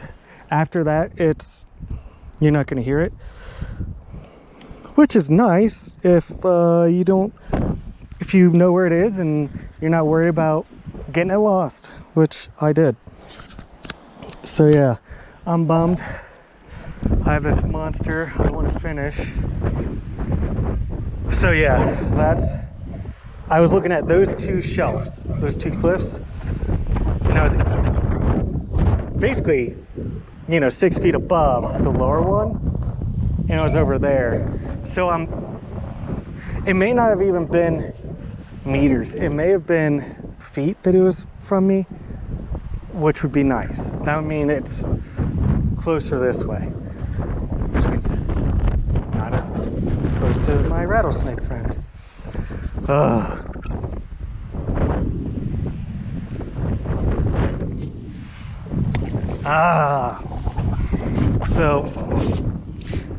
if I'm not mistaken, there is no like over-the-counter like rattlesnake anti-venom. Like anti-venom, I thought was basically a myth, but like unless you're at a hospital, like you gotta make it to a hospital. As much as I understand about it, it's worth looking up now because I've had 2 run-ins within 3 hikes.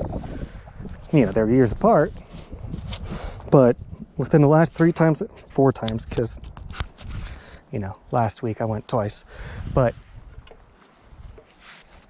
I've ran into plenty of snakes and rattlesnakes. Now you wonder why I carry a gun. Now you know. Sucks. But can I find my drone? Yes, it should be. I mean, luckily it didn't fall into a tree because that would have made it harder to find. The only problem is it is a similar color to these dead bushes. And the other problem is it's an unfriendly environment. But figured talking to you guys, bemoaning my issue, my circumstance, will also alert animals. And hopefully, way before I get that close, I will see said rattlesnakes and go around. But he and I were pretty close and I did not like it.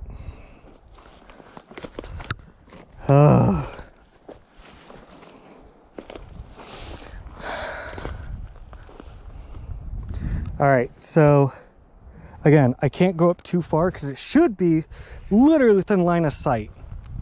It could have rolled a little bit. The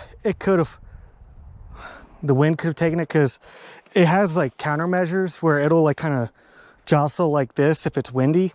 And you know, with this being a valley and stuff, yeah, there are crosswinds. It tells me there are crosswinds. If they're really bad, it tells you to go a little bit lower. When I was out there with it, way down there, it told me, so I lowered it. But when it was back here, it was all right. So I don't know. We've got to look though.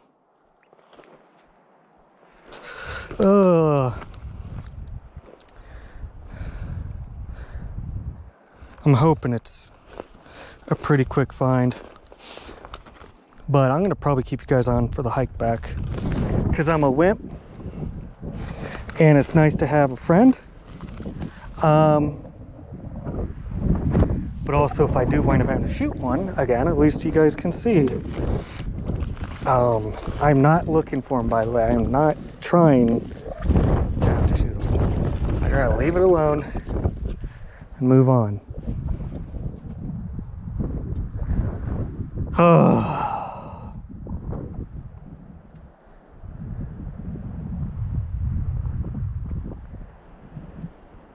I don't know, guys. So let's just check a little downhill. It shouldn't be over here, obviously. I swear it's over there. But I strafed it back this way a little bit, and that's because it was saying like 150 feet or 150 meters. I'm not sure of what its call out really is for distance. I just know it was that number, that integer. Sorry, I'm trying to burp without being rude. So I do know it was at 150 when I was like looking around there, and I started bringing it back this way, this way, and then it said 80. So it actually might be in here. 80 feet, that's about the length of a house, maybe a little bit more. So maybe it's in here, which would kind of suck because that's kind of thick. Actually, what is this down here? That's another shelf. Does it look similar to my shelf? That's close enough. I think I would have heard it. Don't you? And I'm definitely looking out for snakes.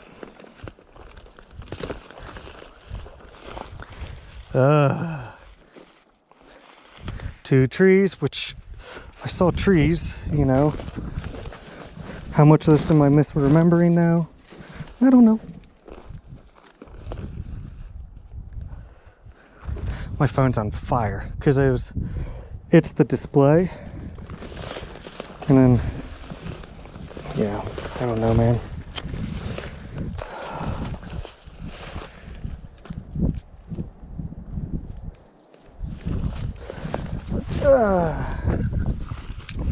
All right, let's take a gander here.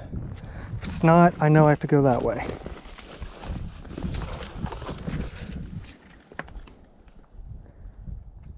I'm turning into Indiana Jones. I hate snakes.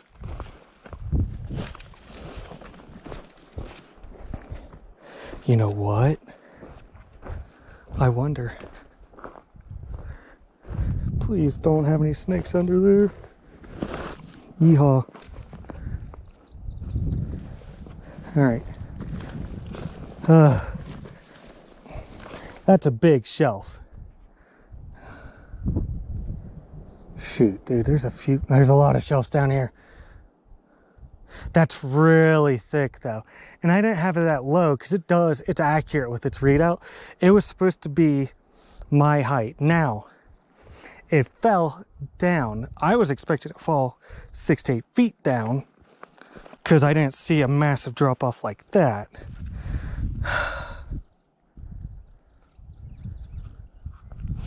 What do you think?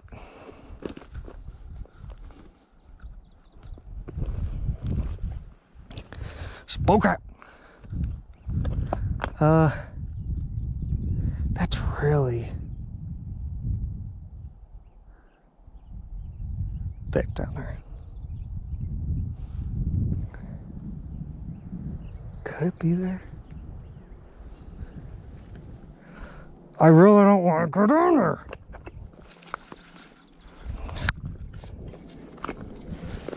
Oh. Okay.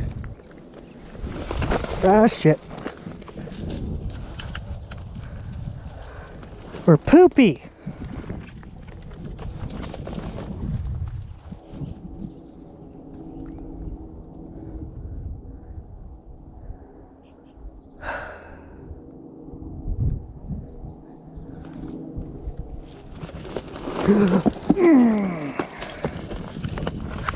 Oh shit.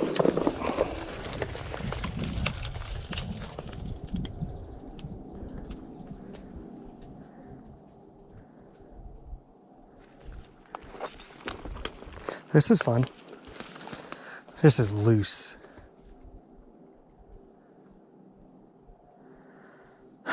That's really low. Like, that doesn't match the elevation.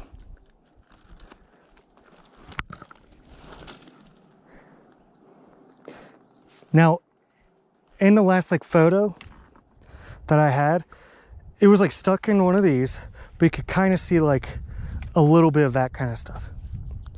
But you could also see a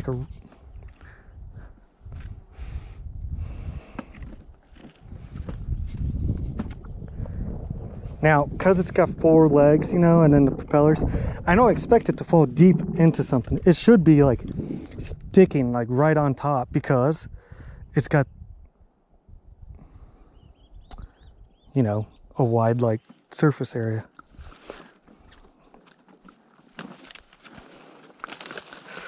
I do not like green eggs and ham.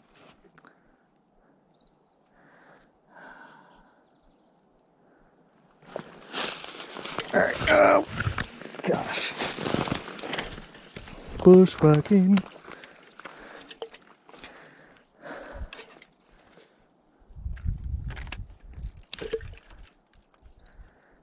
I'm looking right and left. I'm just not turning my body, guys. That's a lot of greenery. It didn't show that much green in the photo. I'm thinking it is over where I initially thought. I just have to look for it. If it's down there, dude, I'm pretty freaking screwed.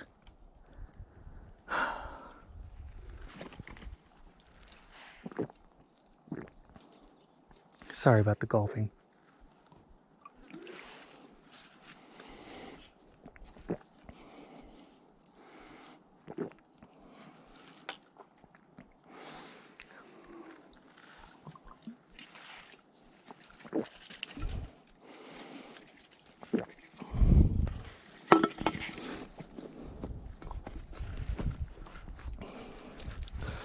Ow.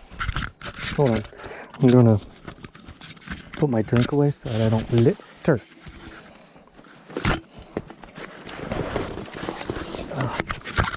Freaking rattlesnakes. You know, they could just chill the heck out. Let me find my stupid thing and then get out of here. Nobody has to get hurt.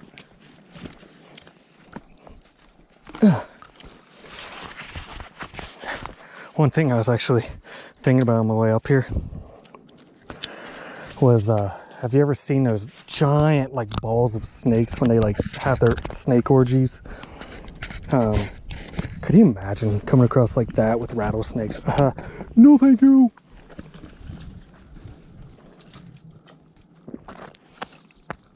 Yum. See how it wasn't Calypso. Who was the chick with the snake hair? Methuselah? Medusa. See how like that would inspire Medusa? I'd be frozen if I saw that on someone's head. Frozen on fire. Fuck snakes. Fuck snakes. Darn it. I mean, I don't like snakes. Doo-doo-doo. I'm starting to get a phobia. Doo-doo-doo. Not really a phobia, but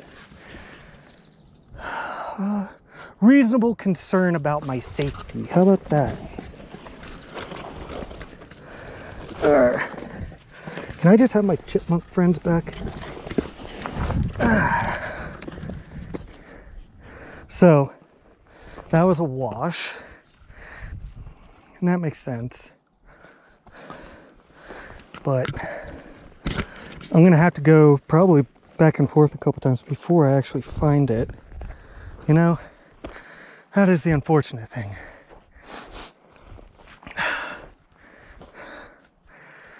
I do not like this. No, I don't. Snakes be gone.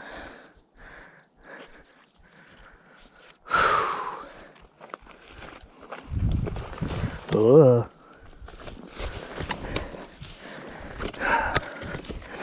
Well, clickbait, rattlesnakes.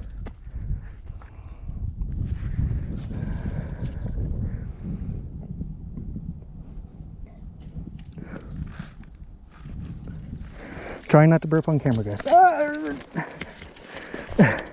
The branches I was holding on to are letting go. Letting. Oh, can't sing. Can't sing. Copyright. Hardly doubt they would catch a song from the Jekyll and Hyde Broadway show. Pretty song though, really pretty. Sang it at graduation because I was in all these fancy choirs, believe it or not. And yeah,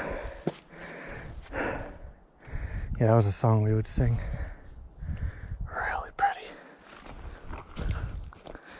Oh man, get off of me, bug. Oh boy. Boy. I mean, follow like the little deer path, I guess, because I went high and around, and that's where I found Mr. Snake. Actually, he may have been like right up there. So let's go this way because I feel like it's probably it probably fell into here, which is not fun. Oh, and there's a bunch of scat up here. It's not like deer BBs, you know what I mean? Wonder what kind of scat it is. It's worth looking up later. Looking up poop. I swear to God, find another rattler, I'm going to be upset. Be upset. I do not like rattlers. Rattler, rattler. Ow. It's worth checking right down there, cause it is. Oh, why, Mr. Anderson? Why must you persist? Cause I choose to. For love, only a human can invent something as insipid as love. Ow. No snakes, please. Rattle, rattle. Rattle, rattle. Thunder, clatter. Can you get copy struck for singing a jingle for a automotive commercial? Ow. Nah. Ow! Pokey, pokey. Even if it fell there, dude, I'd have a hard time getting to it. Yeah.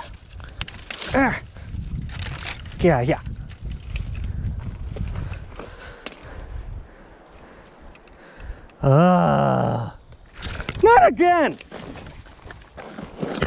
I scream like a bitch. La. Rattlesnakes suck.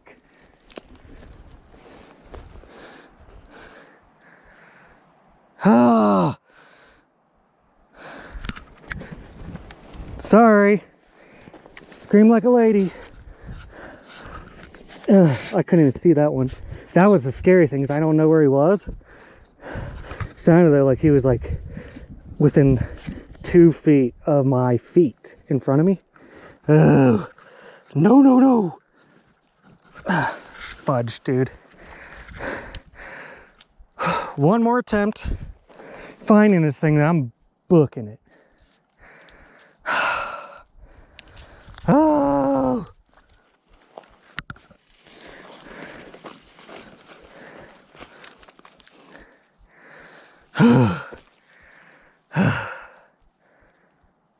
This will give anyone a freaking phobia.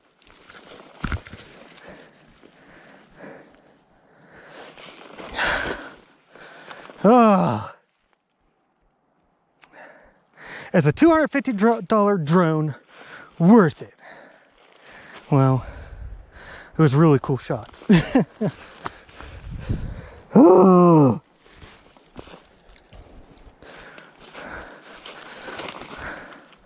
I hate rattlesnakes. They can eat my chocolate shake. My, number 2. Kill them all with fire. I swear to God. This sucks, dude. Why?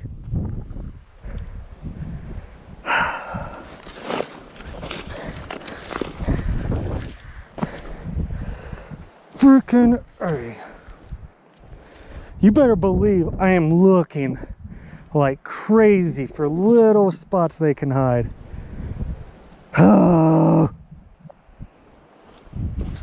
Next one I see, I'm lighting them up, dude. Like freaking dumping a egg.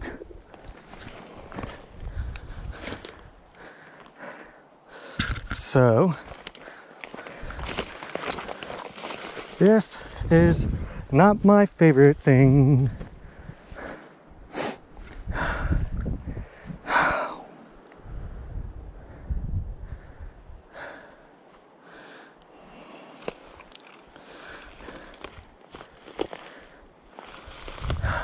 Dude. See, I think it could be like down there underneath that cliff.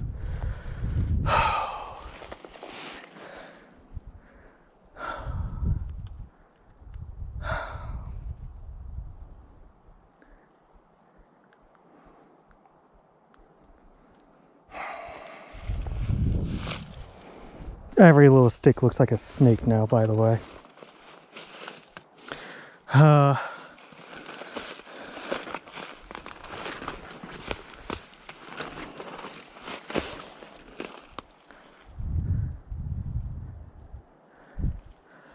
Gosh.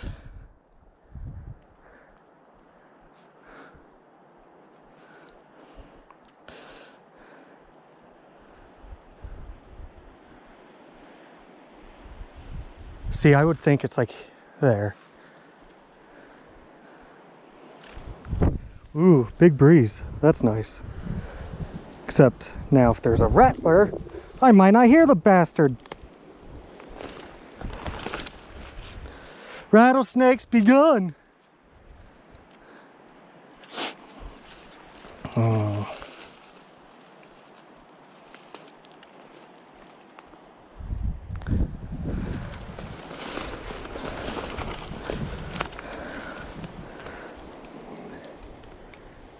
Dude, I hate this. I'm not a fearful person normally, but after having a second run-in with a rattlesnake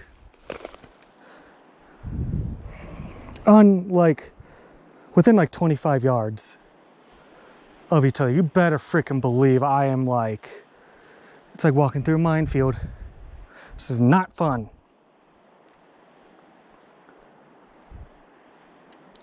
I want to get to that ledge and look down and see if I see it. That's my one goal. If I can't see it, dude, I'm gonna have to suck it up and admit that I lost a freaking drone.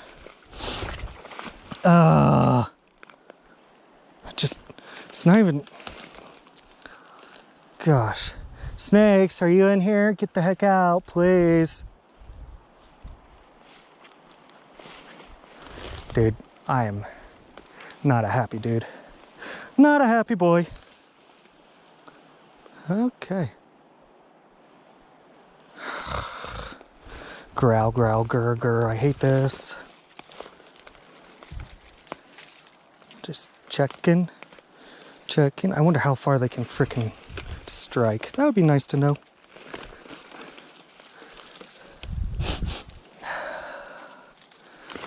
I hate this. I hate this. $250 drone. I hate you too. No snakes, please. No snakes. You hear me? Be gone, thought. Okay. Ugh. I hate this so much. Leaves rustling get me going too. What's my heart rate at? 117 beats per minute. That I believe. Hate snakes. Hate snakes. Really, really hate snakes.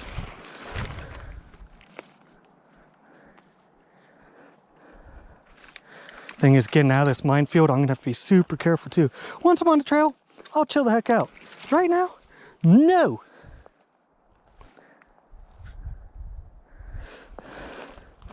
I hate this, I hate this.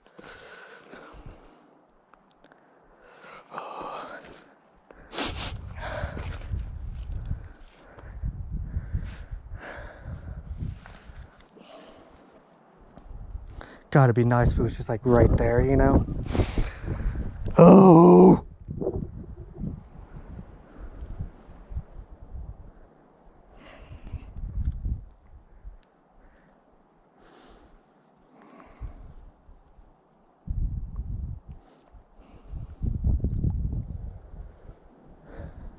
Guys, it sucks.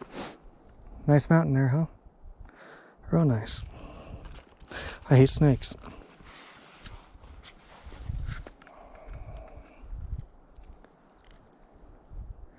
That's really green now, see?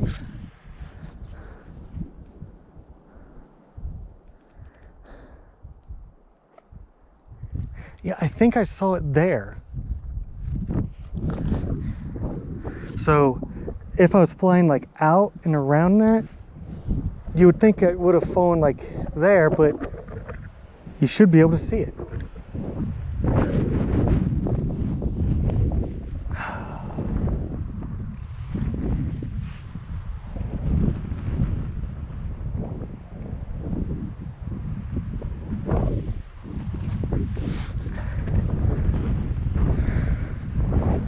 This sucks, dude.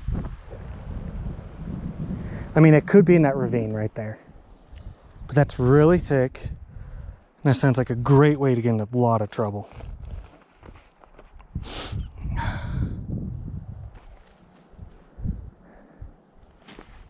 Oh.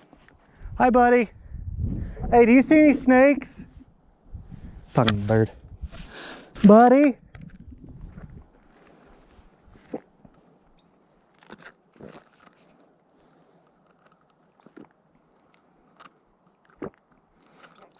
Do you see my drone?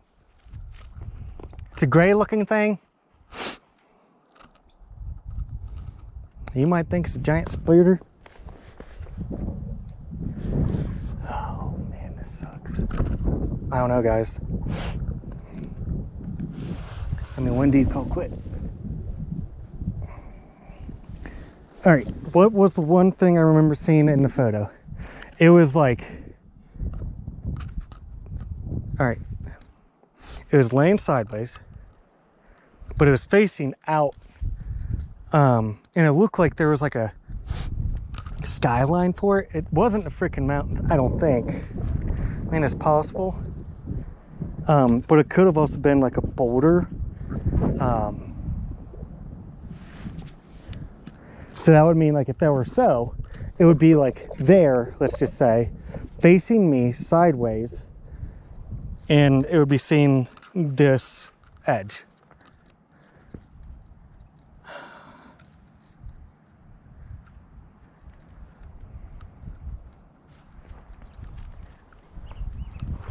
This is bull crap.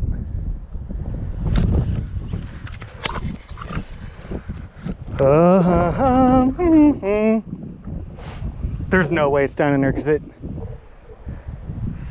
way too much green in that down there.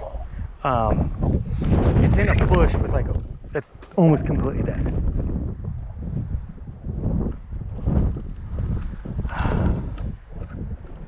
Rattlesnakes, you suck.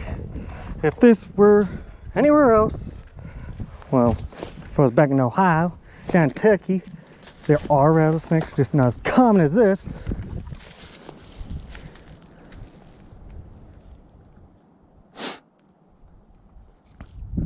Get the, don't you dare. What was that? I hate everything and every animal right now.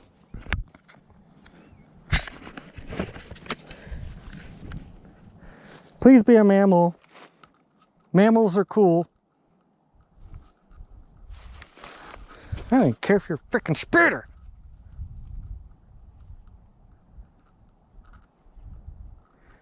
What do you think, guys? Where could it be?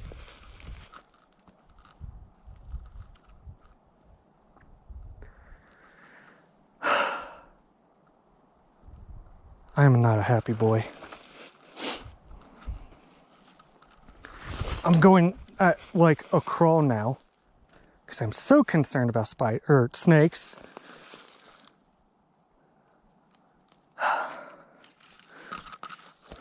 Andrew, when did you become afraid of snakes? You never used to be before. Oh, nightmare hike from hell. It was a good hike. It really was.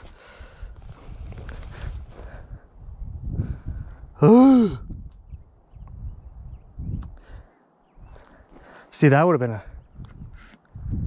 I could see that being what it saw, you know?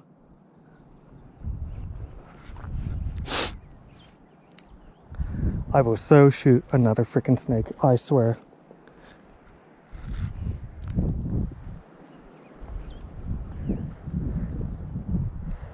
Darn, guys. Wherever could it be?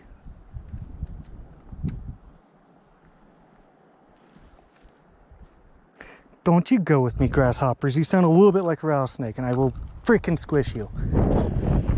Arrgh.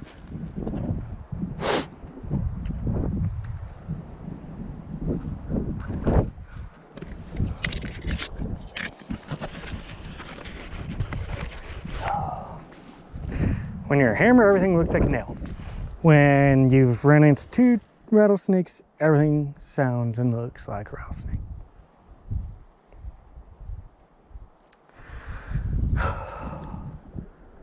Go up to that little clearing there and get a glance. And then I have to start making my way back, I think. I don't know if I'm going to find it, which really sucks. For all I know, it could have somersaulted down the hill.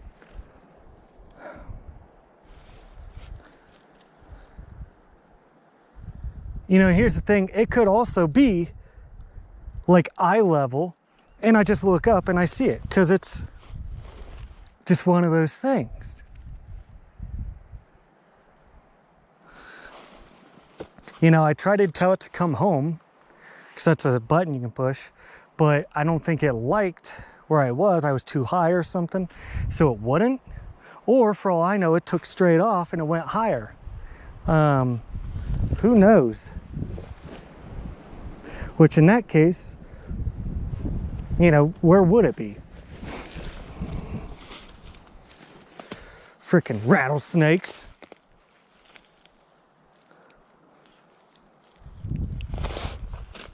Everything looks like a snake to me, doo-dah, doo-dah. Everything looks like a rattlesnake to me, oh, da doo-dah doo. I will kill another, I will kill again, I will shoot a freaking rattlesnake, oh, da doo-dah doo. Yoink, yoink. Swear to God, if I hear another rattle, I'm killing it.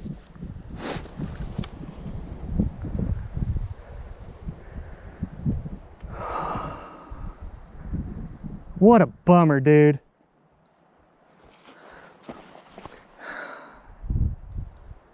Shut up, rustling leaves.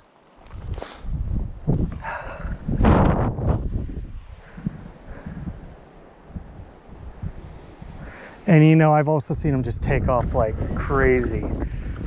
Nah.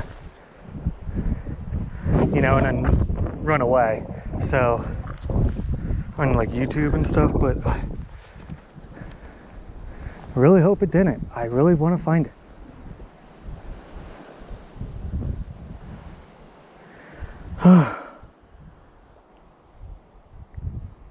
This is the worst.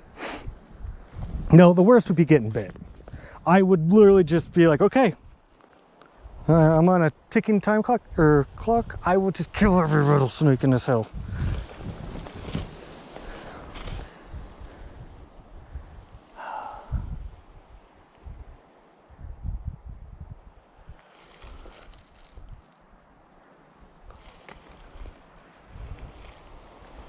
God, guys, this sucks.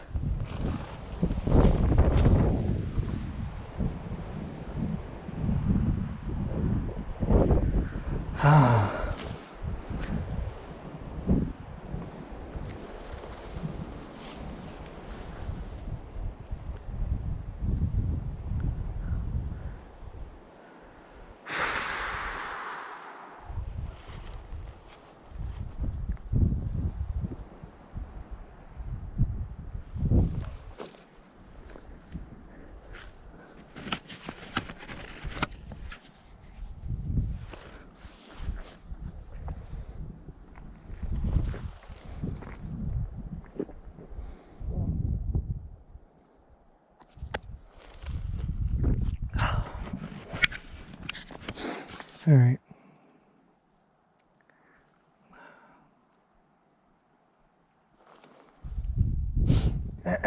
Accept the loss, move on. You guys still recording? Yeah. I spent 36 minutes on this recording looking for it. Before I went back to my little camping site, I had looked for like 15 minutes. An hour. Sorry for burping. An hour looking for this thing, dude. In this thicket. With rattlesnakes.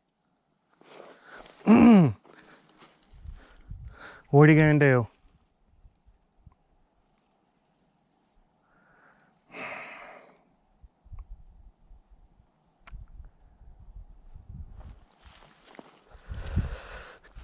Gah. Sticks hitting my legs, dude. You better believe it makes me a little jumpy. Ah, this freaking sucks.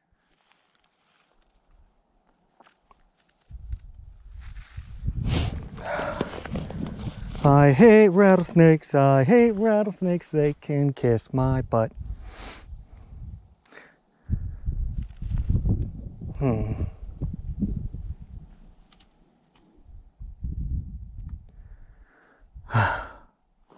Now I have to find a safe path back to the trail and then begin our descent into madness.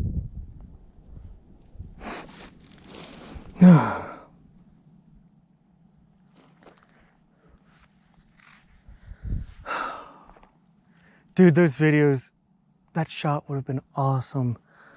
Oh.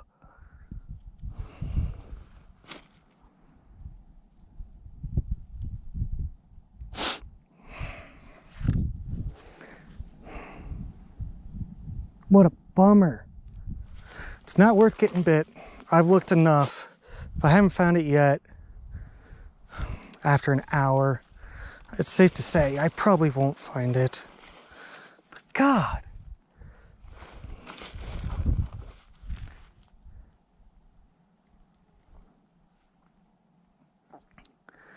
Rattlesnakes, I hate you. This would be easier if you weren't here.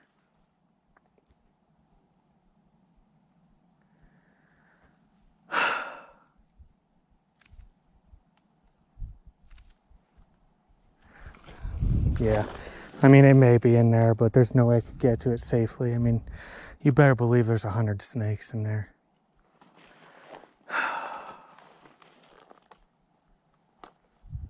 Or I could just look up and see its gray little bodies chilling. Like that smug weekend at Bernie's face when he's dead, he's just looking.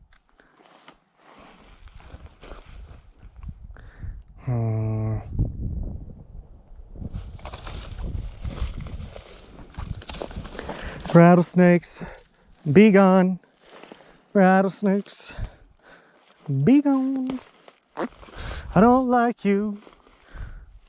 You don't like me. I killed your brother. I might kill 3. Better not be no freaking snake around here.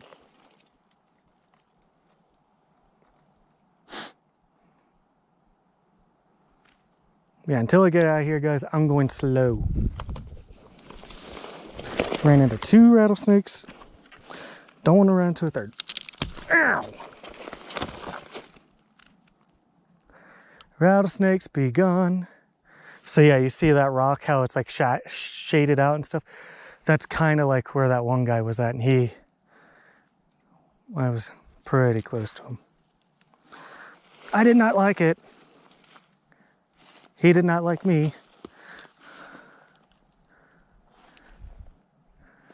Wouldn't it be great if it was like in this low-lying stuff and I could just walk up and grab it and get the heck out of here? I don't want to leave it, dude. The poor side of me, because I am a filthy poor, doesn't want to leave a $250 drone. Plus like a $50 SD card. But I don't want to get bit by a rattlesnake.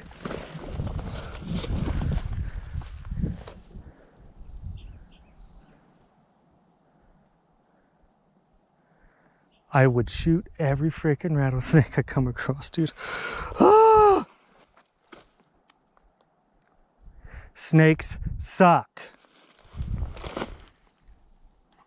Don't you freaking make any noises over here. I just want to see deer, chipmunks, nothing else. Or birds. Birds are cool. Everything else, I might just kill. I am at that point.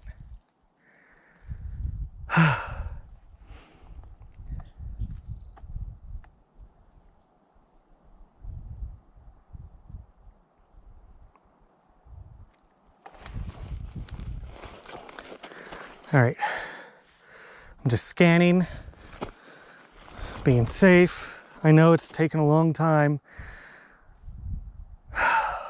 You would too. Frickin' rattlesnakes, guys. Frickin' rattlesnakes. I am not a fan. I would unsubscribe so fast. Haha, you get it? YouTube joke.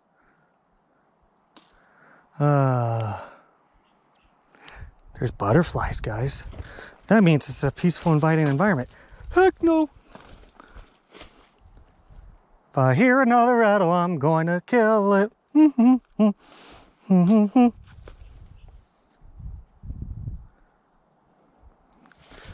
I hate this.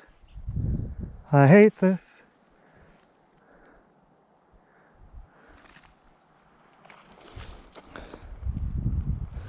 This sucks, this sucks, this sucks.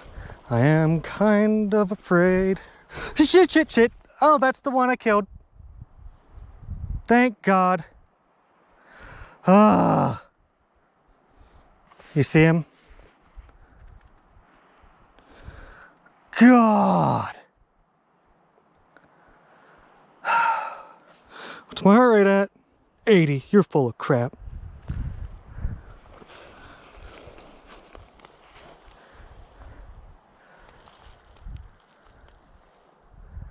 I mean, there's his little baby rattler. What'd I do, shoot him in the head?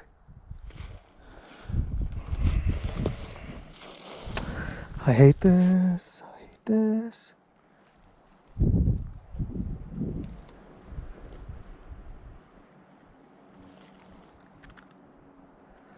Yeah, dude. This freaking sucks. Oh, God.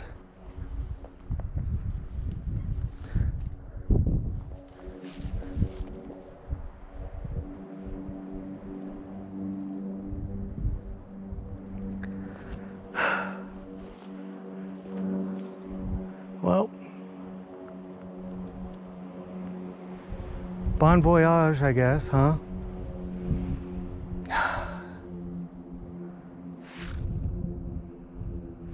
Do you see him? There's his rattle.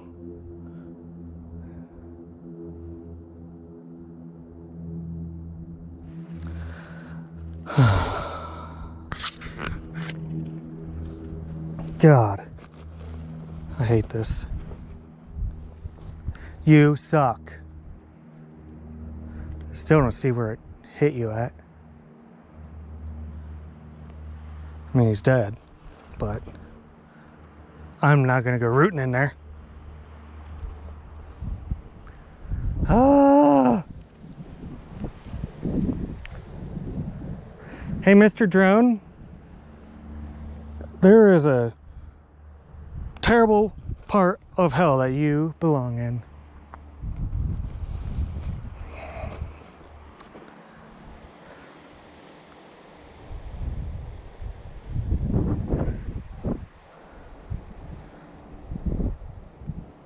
I hate this so much.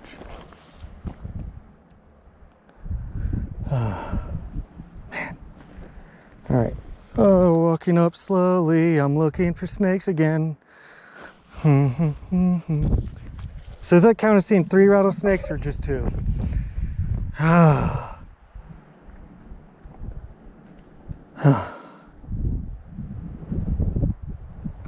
Well, I do have to top off my magazine now. Well, not like top it off, but put a round in it. Hate rattlesnakes. Hate them, hate them, hate them. Making lots of noise so they can hear me and run away.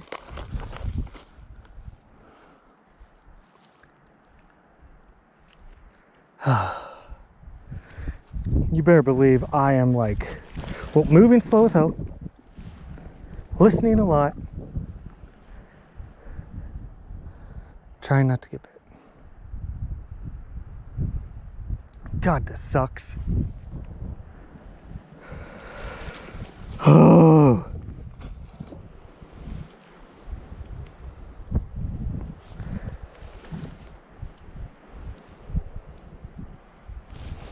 Rattlesnakes be gone.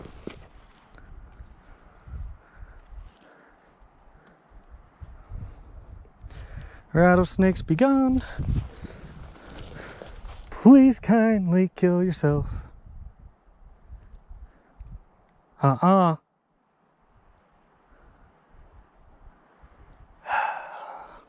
rate 104. That makes more sense. Hey, no rustling leaves. What's rustling? Who are you? Oh. This freaking sucks.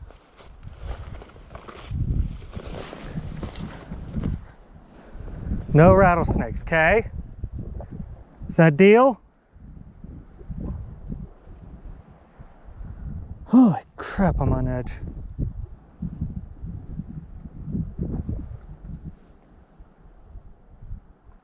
Ah.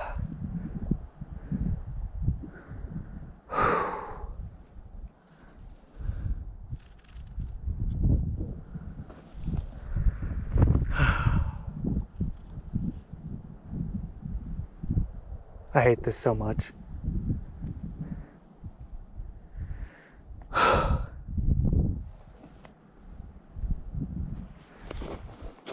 Rattlesnakes, I do not like you. Do not bite me. Rattlesnake? I don't want it. You don't want it. You try to bite me, I'll bite you.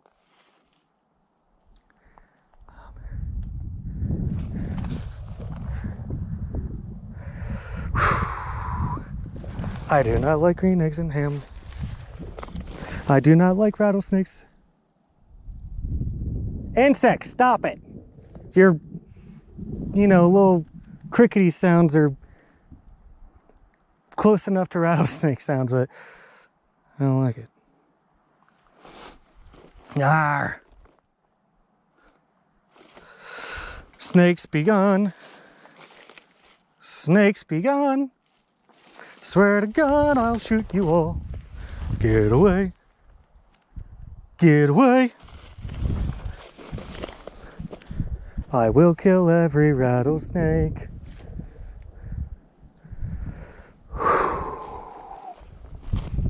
This really sucks. Yes, it does.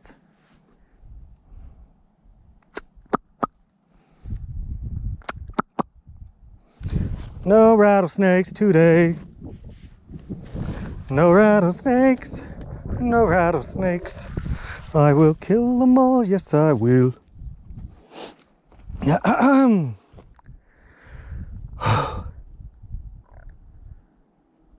Shut up, Bumblebee. You're not the least of my concerns right now.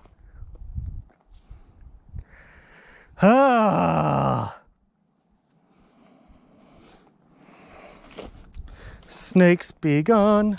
Snakes be gone.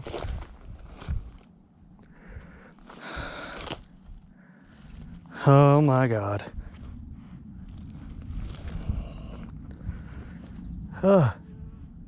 Bumblebee, chill.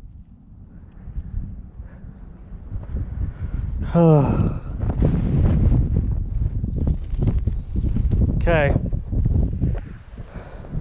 Let's get back to my trail and head back.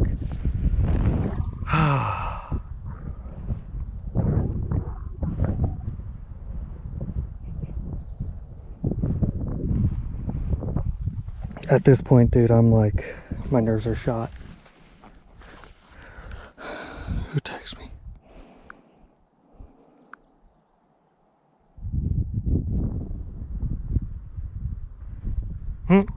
Yeah, so I was saying earlier, what my sister's YouTube channel is, Nada Acre Homestead.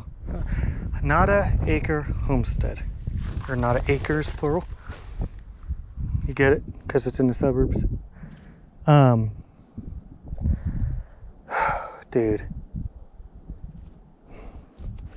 I mean, I would love it if God just like plopped the drone down right in front of me and I never saw another snake again. I don't know if that's happening now. Might not be in the cards for me.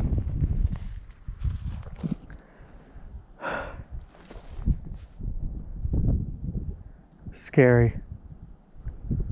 scary, scary.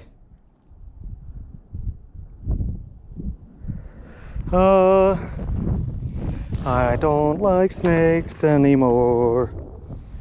I don't like snakes anymore. Ba-ba-bum, ba-rum-bum. No snakes, please.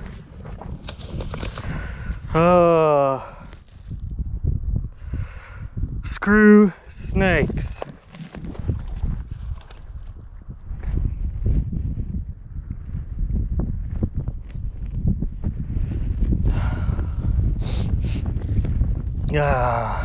Snakes be gone.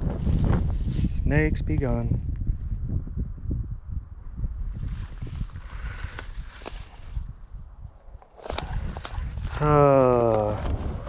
No snakes, please. That is like such a fear of mine now, is these rocks, hiding them, and then they don't know I'm here, and then we have a problem.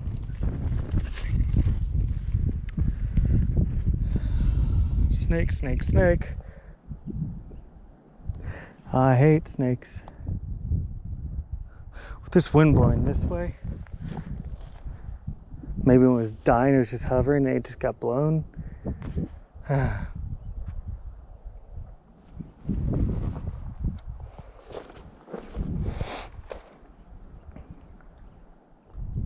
This sucks, guys.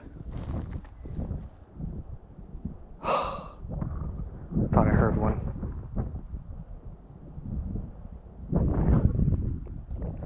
I will fight. I will fight. Let's go. Beat the crap out of you. Snakes be gone. Snakes be gone. I hate snakes.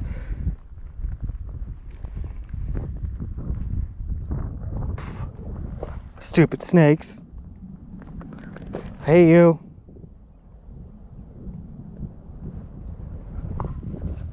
Crickets, whatever, leave me alone. Snakes be gone. Snakes be gone.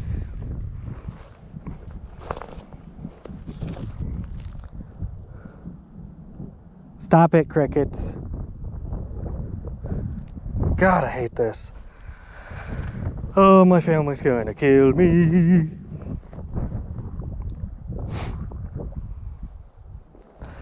I hate all of this. Shut up.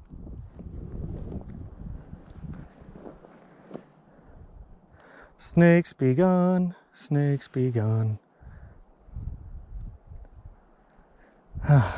Man. Shut up. Stinking bugs. God. Snakes be gone?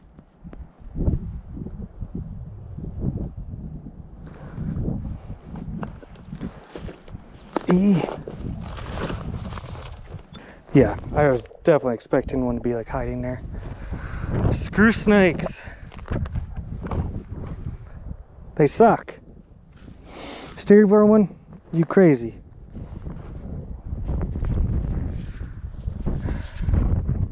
Hang right there's where I took my lunch break.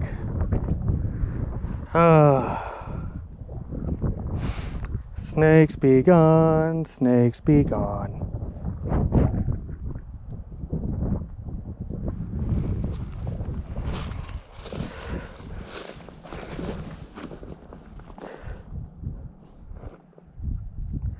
I do not like snakes. Do not like snakes. Not anymore. No, no, no. Not since they're venomous and they can kill me. Doo-doo. Doo-doo-doo.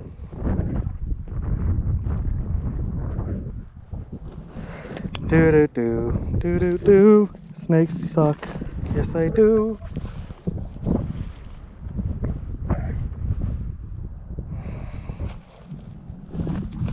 I hate snakes. Snakes, snakes, snakes. Hurry, batteries. Oh, you're almost dead.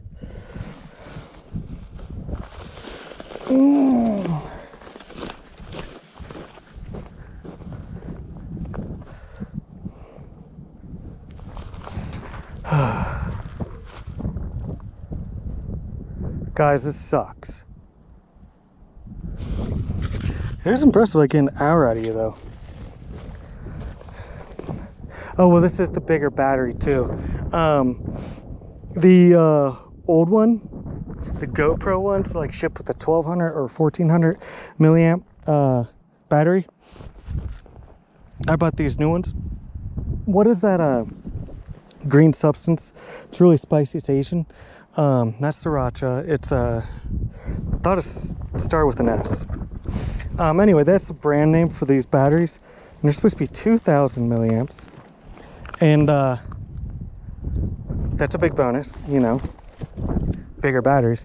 And I bought like freaking 8 of them because I knew I'd be doing 4K, as we discussed in the last video, like from a week ago or so.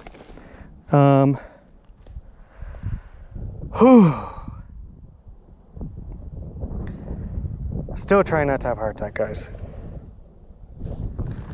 All right, just keep it going. I'm almost free of all this bull crap. I hate rattlesnakes. Yes, I do. I hate rattlesnakes. How about you? Rattlesnakes, rattlesnakes, kiss my butt. Okay. I think I'm home free.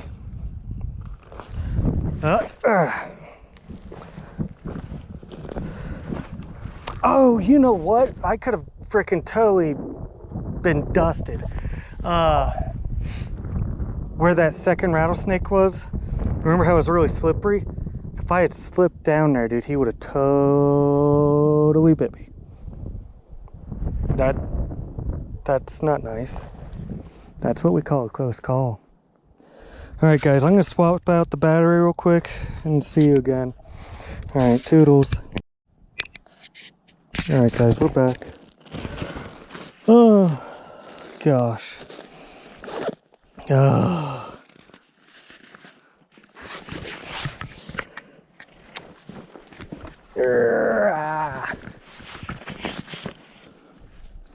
I don't know, man. This was a pretty nice hike till I lost my freaking drone and had a couple close encounters with evil little animals. And yeah. I'm super bummed about the drone, dude. I have money though. You know, I have a job. I can buy another. I can't buy a second chance at life. So yeah. Anyway. Not fun. Just making sure you guys are rolling. Yeah, here's my footprints from earlier. Yep. What a bummer. You know what'd be crazy is if it actually flew really close, like it did try and go home to me, and it died like behind me, up on the hill a little bit further, because it would have been higher. Because I think it goes up and it goes to you and then it comes down. That's what dreams are made of. Just fantasies. Wish I had my drone. Doo-doo-doo. I hate everything right now.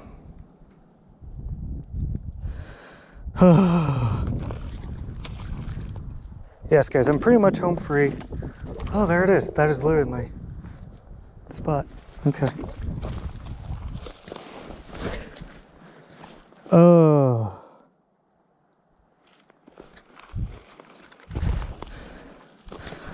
Oh my gosh. Oh.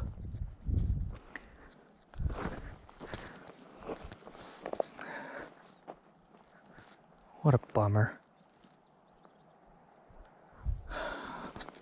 I'm just gonna walk like 10 feet up here and just see if maybe it flew behind me, like I said. Highly doubt it. I'm not that kind of lucky.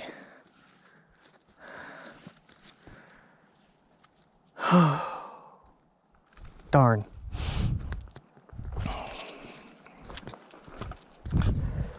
All right.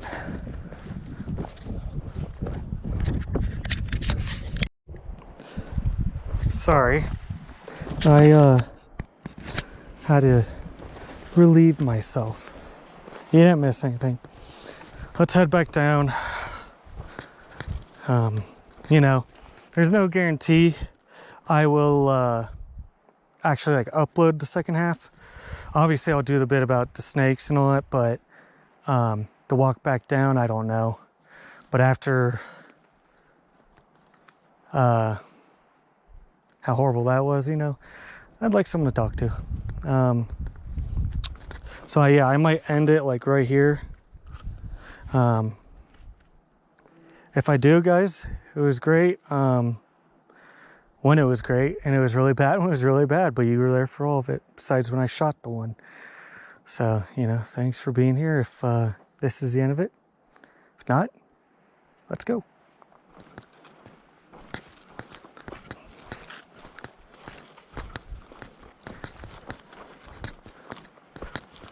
Ugh. Yep, so I don't know, guys.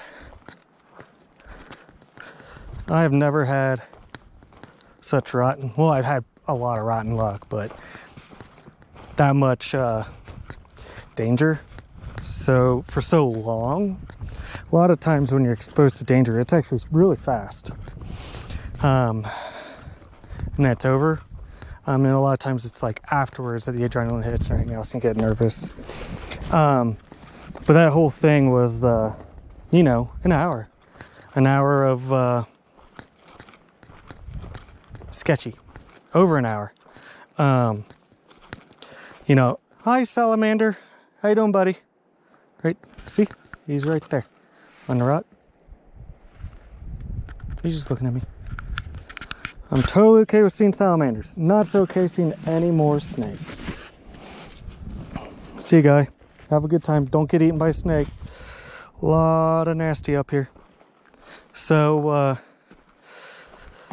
yeah, dude, I don't know. That was pretty terrible. I wanted to find my drone. I was very unfortunate and I didn't get to.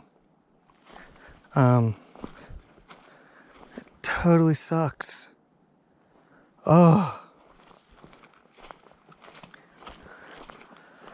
Man. I don't know. Maybe one day I'll have a lot of viewers and stuff, and it'll be worth buying another.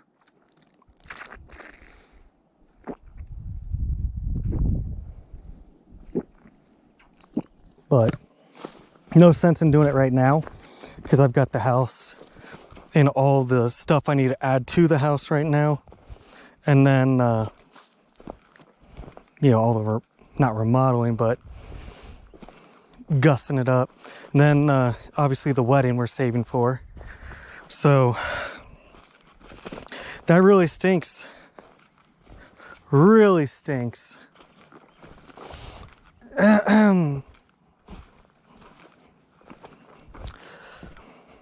Jeez Louise. Yeah, it was $250 on Amazon. Well, if I get another one, I'll go with the 3 because the ergonomics on the control look a lot better. But, you know, if let's say tomorrow somebody was like, hey, you know, let's just buy you another mini SE, I would totally say yes, obviously.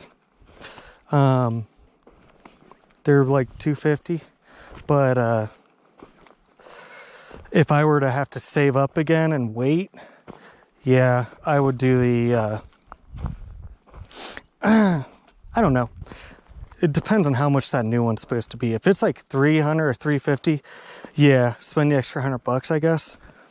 But if it's not, I would do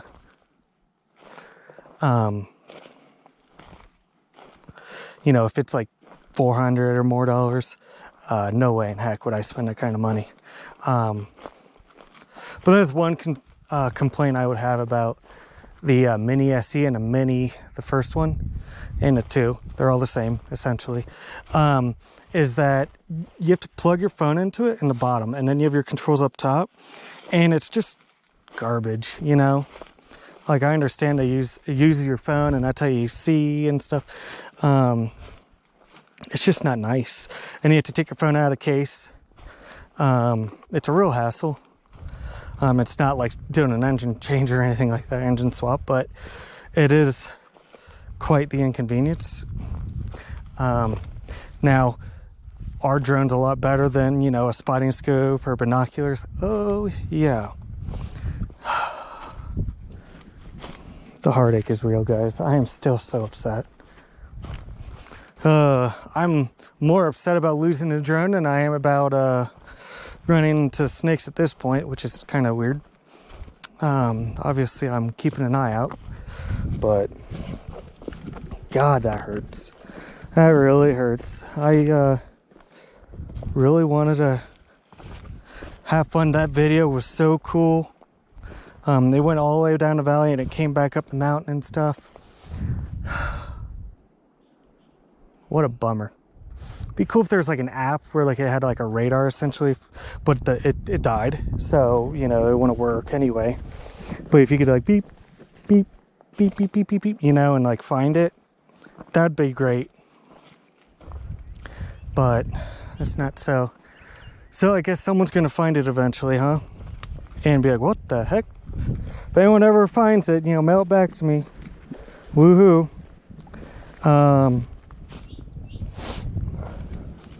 I don't know. It really sucks.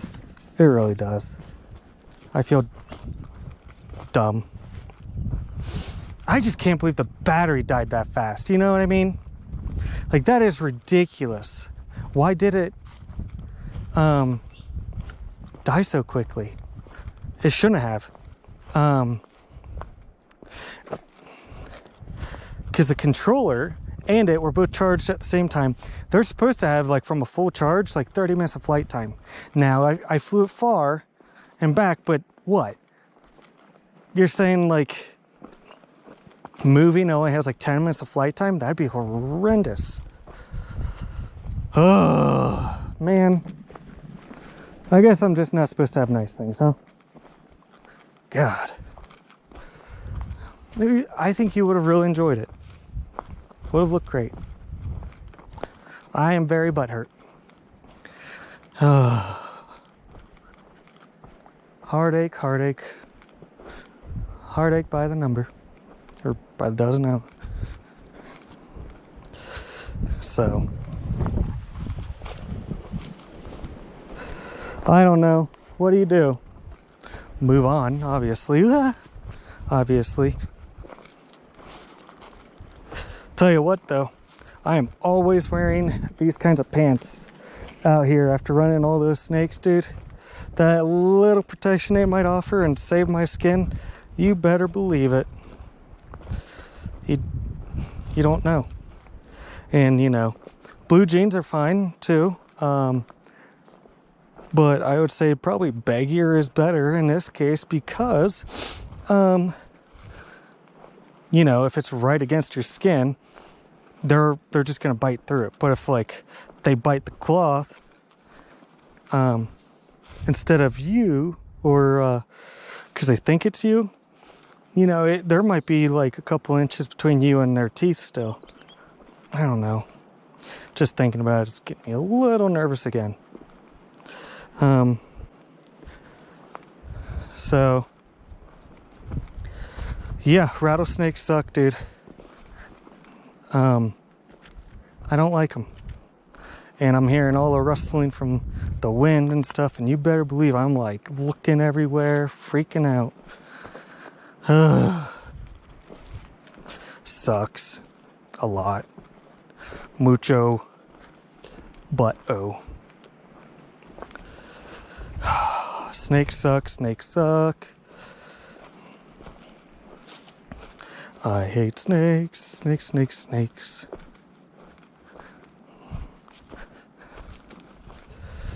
You know what's funny is my ears rang when I shot that snake, which is funny. And I've shot plenty without ear protection on. I do have like a little tinnitus every once in a while. But yeah, it was just like that, you know, just like movies.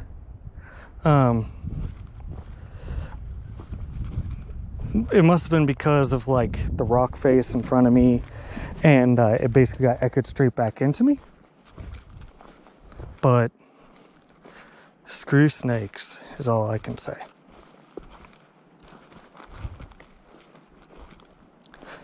Oh man.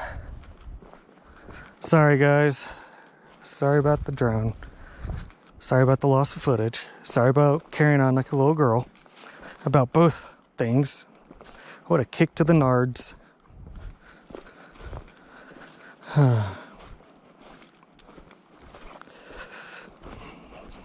Oh, sorry, Ladybug. Oh, man. That sucked, guys. A lot.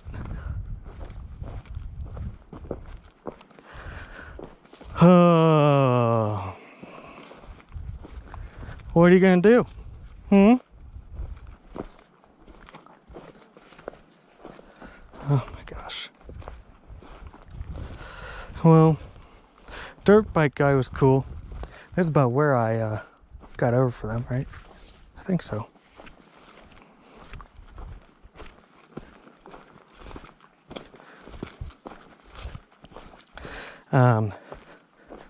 Wow, that rock is literally broke. Rocks, man. I love rocks, but now I'm a little sketched out because I'm always worried about a snake being under them. That's it. In my past life, I was a geologist and I was killed by snakes. It's all making sense now.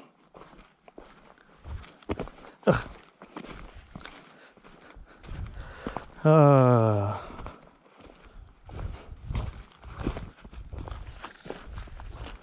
I hate this. I normally like trails like this, but I need to chill a little bit. Get a little space between me and, you know, a wall, cliff, rocks, snakes. If it was like open a little bit, I'd feel a lot better just because I've had enough fun from all that. A lot of excitement. Oh.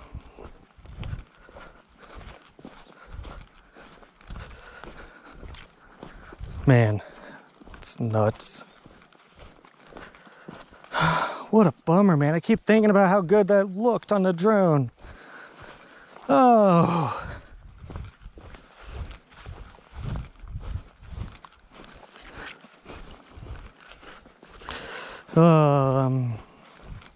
I should have spent time learning it.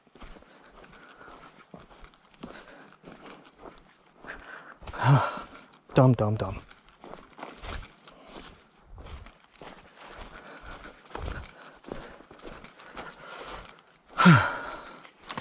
God, that sucks. Oh, what is today? Oh, today is Wednesday. Okay, cool. I just remembered my fiance and her coworkers and myself, we all work for the same company. I'm at a different place, but supposed to go to the movie theaters tomorrow and see the old Top Gun. And that'll be a lot of fun. And then we're gonna do like another one when Top Gun 2 comes out. I've been dying to see that. That'll be a lot of fun. But yeah, I thought for a second it was Thursday, which is when it's supposed to be. Today's Wednesday. Swear to God, if I see another snake, I'm going to bust a kid.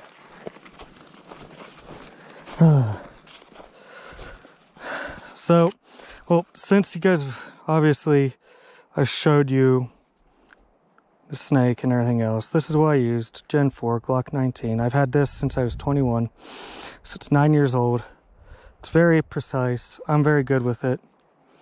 I use Trigicon HD night sights with the tritium, if you can see that. And then, you know, it's really good for quick target acquisition. I would love to one day get the slide milled so I can put a red dot on it. Actually, the holster I use when I'm hiking is set up to where I can have my like have a red dot on it.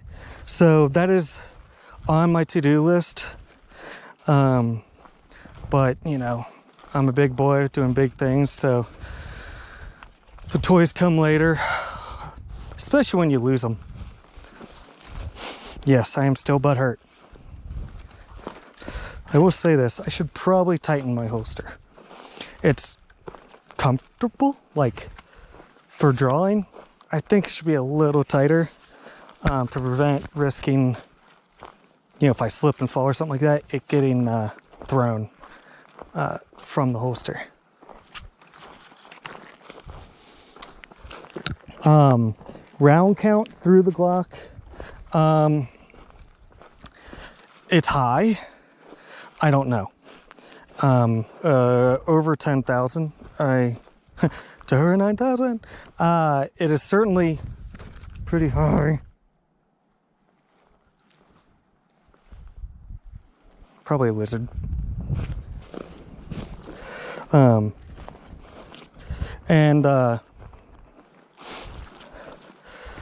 because I shot it, I've shot it consistently and a lot for years. 10,000 is a low number. It just seems like a lot, but then when you add up how many years I've had it, I definitely shoot more than 1,000 rounds a year. I did a little bit of competitive shooting, like not like big time, but there'd be back in Ohio this thing called Friday Night Lights or Friday Night Steel or something like that. Anyway, we would shoot and compete against each other, and it would be, if you've ever seen like 3-gun or anything like that, you shoot, you move and stuff like that, you hit multiple targets. So we would do that, but it was only pistol. And there'd be reactive steel plates that would fall over or whatever. I would do that, and sorry, I had a burp. Excuse me. I would place in the top 30% of the competition, which is good. You have to understand, when you are doing a competition, those are other people who shoot enough to think that they're all right at shooting. The normal guy off the street who owns a gun probably won't be there. It's probably going to be people who are better. And so I did that, and yeah, the ones I got to compete in, I was like top 30%. And that was including going against people in like the unlimited classes and stuff like that. So they were like people with compensators, red dots, trigger jobs, really fancy, expensive guns. I was in like the stock class because my Glock is pretty much stock. Like, yeah, I changed the sights, but that typically isn't held against you. Because you can get them from the factory with like night sights, so that's not a big deal. Once upon a time, I did one of the Ghost Trigger. Ghost Trigger it's a brand. It's like a $25 like spring kit for your Glock. It's supposed to lighten it to like 3.5 pounds, but it's got a mammal over there going through the bushes. I don't know what it is. He's big enough to where he's stirring up quite a few things. I'd much rather have that than a snake, I'll tell you what.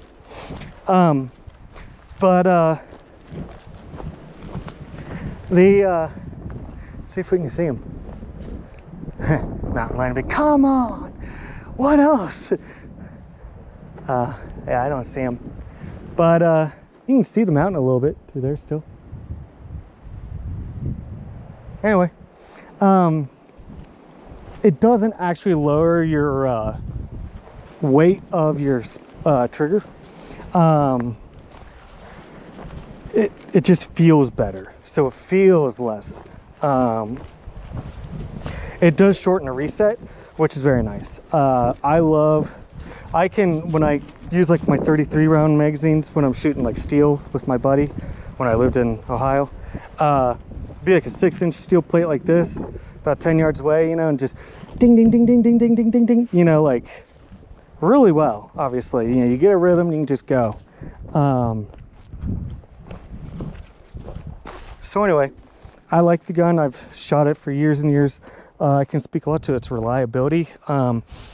Alex, he had a pond and right where we would shoot, and we tossed it in a silt and stuff like that. Got sloshed around a lot, pulled it out, you know, shook it out so there wasn't like mud blocking the barrel, and we shot it and it shot fine.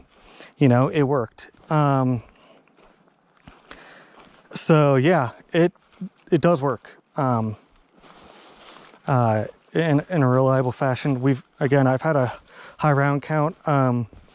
When my fiance and I were in Maryland for a little bit, we would go, there was a shooting range there called Flat Brook Shooters, and it was owned by competitive shooters, husband and wife. And they would just let us shoot. Like if it was slow, they let us shoot for like 2 hours, even though we rented time for like 1 hour. And they would just like talk to us and like kind of like, you know, ask about how we're shooting and, you know, offer advice. But, you know, at 50 yards, my group's like, most of it, I would say, was within like 6 inches. Most of it's going to be like within 9 inches. I'm talking like 80% or so. Like 20% would be out there. So if you're shooting a silhouette of like a man out at that distance, yeah, it'll be on, but some would be not in like the A zone or something. But at 50 yards with iron sights, that's pretty good. And then again, like I can also shoot fast, precise.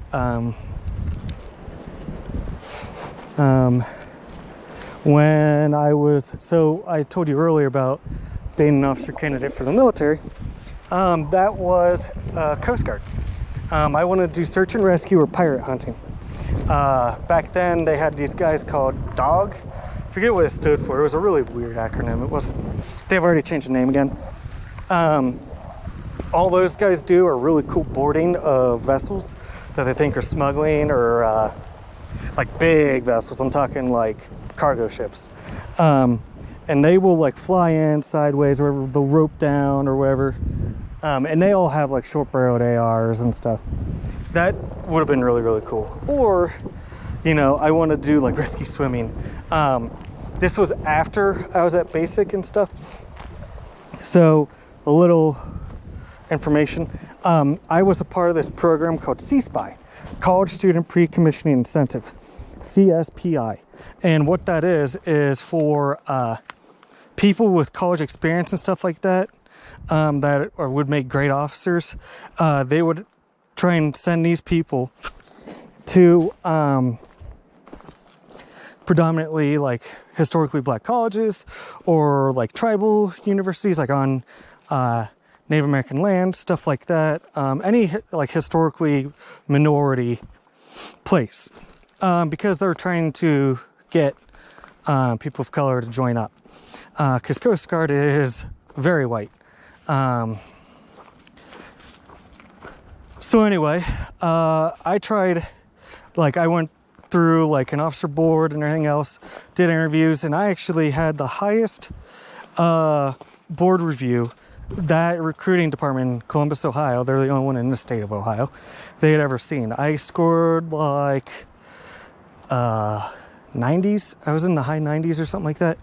I basically scored like 9s and 10s in every criteria except for leadership experience. I gave myself like an 8 out of 10 because I led a bunch of like youth groups, college groups, stuff like that. You know, I don't know, I've always in high school and everything else like took a lot of people underneath my wings. Like Alex was one of them. He was a freshman when I was a senior. Plenty of younger people, underclassmen, liked me because I was really nice to them. I kind of looked out for them. So anyway, like leadership experience, my thing I explained to them was like, well, you know, yeah, church stuff is experience, you know, volunteering, all that stuff for leadership. But, you know, I do think I do well there for leadership. Like I have a natural talent for it. What the fuck was up?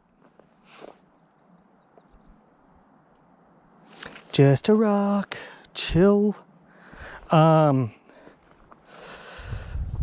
But you know, compared to someone with who's prior service, because that is competition in that too, is people who are enlisted can try out for it and become an officer.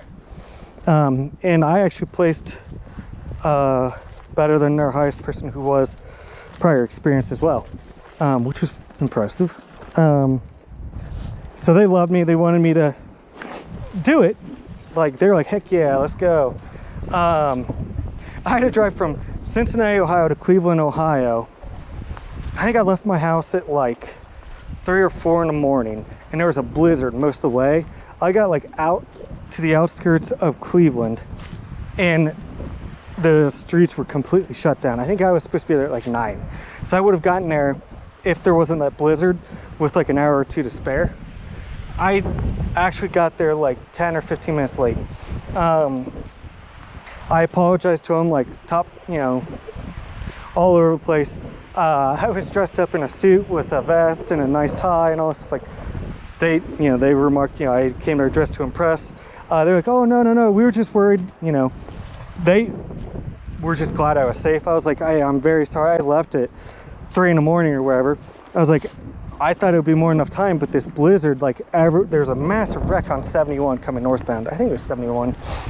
And all of a sudden, like, no, like, don't you worry about it. We just didn't have a way to get a hold of you. And I was like, yeah, I know. I wanted to call you guys too, but I didn't have a phone number to let them know, you know.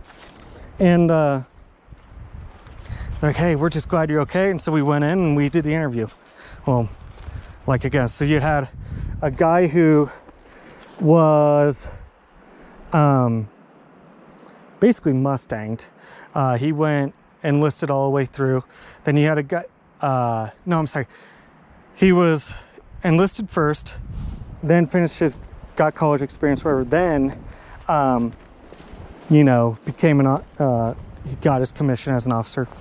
Then you had a guy who got a college degree and did his commission that way.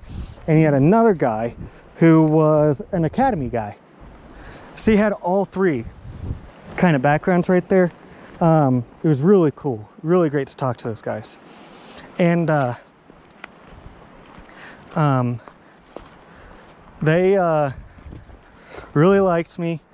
Again, I got like super high scores on my ASVAB. I got an 89 out of 99, because what it does is it's you against the population. So like, I was in the top 10% for my ASVAB. And it does more than just like arithmetic and spelling and stuff. It does anything from mechanical understanding to pattern recognition, you know, syntax, like, you know, conversations and understanding like what it's supposed to be, all sorts of things. Electronic, like actual like an electrician would look at everything. I mean, any kind of thing, because they're looking at stuff for, would you be a good aviation mechanic? Would you be good for this, that, everything? So across those boards, I had an 89. A lot of branches really only care about a few of those things that you test into, especially depending on what MOS you're doing. But like, if you're like a Marine infantry, they're going to look at like 3, mostly, unless they want you to be something very specific. But like, yeah, my total score was like an 89. So that was pretty cool. Anyway, we did that. I tested really well. They said, okay, all you need to do now is get get your college to tell us how much it's going to cost, and you're in, basically. There were 2 historically black universities I was looking at: Central State University and what the heck is God, it's gonna kill me. It's actually like right across the street, and it's in the same town as, founded by an abolitionist. Shoot, not Otterbein. God darn it. It is something similar to like Otterbein or something like that. I can't remember what it is now. But I went in there, and Central State had like a wider curriculum, so like plenty of stuff to choose from. And they wanted to know from me, hey, what do you want to do for your degree, you know, because that's something for them.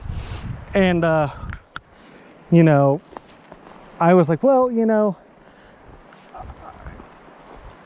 I don't really care. I told them, you know, I have, you know, so many years of college experience. I just want to finish it, and then all I really want to do is serve and like do a bang up job as an officer. Like, you know, I could do engineering, and they were like, well, you know, everyone's an engineer, like, so we don't really care if you're an engineer. They were actually kind of saying that against that. I was like, sweet. Well, you know, really the best thing for me and for you guys is to just get me in, right? And then just finish the degree and then do my job as an officer. Because I really just wanted to command, not to be a boss or a jerk, but I'm very protective of people. I like taking people under my wing, looking out for them and helping them. So, you know, I wanted to be in command. So anyway, they're like, yeah, no, that's perfect. So like we were thinking like communication or anything like that, business, whatever. The university would not answer. Like when I went in there and gave them my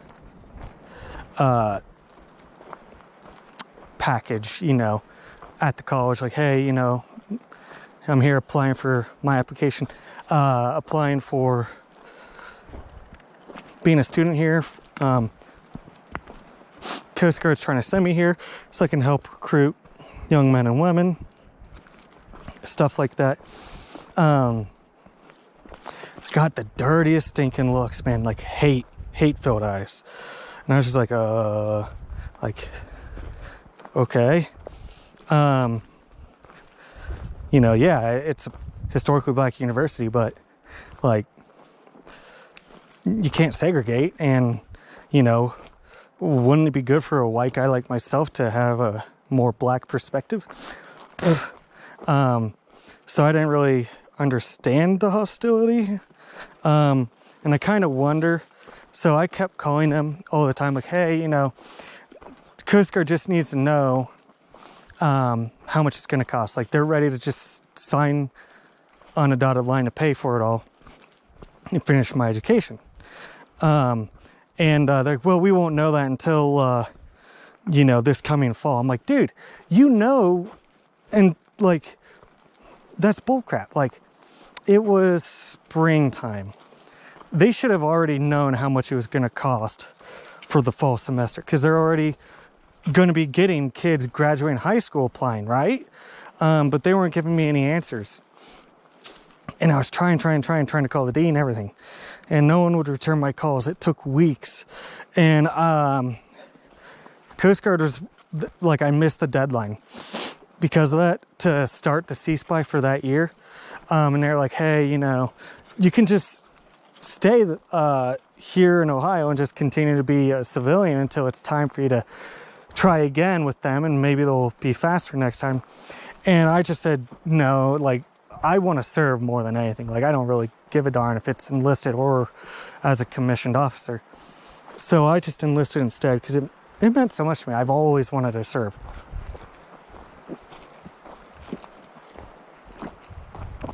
So,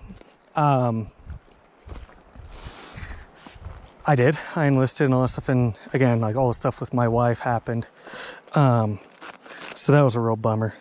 There have been many times I tried to go back, and I almost did several times. Now, with like my tendons and stuff, I don't even know if I could. But I'm doing important stuff now for a job where I am helping my country anyway. And then with my fiance and everything else, like, it's just that time has passed, which is a bummer. But, and again, with how everything's going now, I said this earlier, after Afghanistan and everything going on overseas and stuff, I enlisted when, you know, there was still the global war on terror. And, you know, they're using Coast Guard for pirate hunting and hunting terrorists and stuff like that as well. But, you know, now we're looking at like World War III, possibly. And if I knew that my country would have my back, it wouldn't bother me. But after how the country's behaved in the last year or so, I'm pretty disgusted. So no, if something happens, if someone invades here one day, absolutely, I would defend my homeland and stuff. But I think the corruption is really, really bad anymore, and they're all just trying to make their millions and billions and stuff like that by starting all these wars, and they are more than happy to just see us all get killed off if it means I'm making a profit. That's just my 2 cents. I am sorry if that offends you, but it's pretty bad. So the whole tangent, coming back full circle now, the whole reason why I started that was because I was talking about shooting, like Glock and everything else.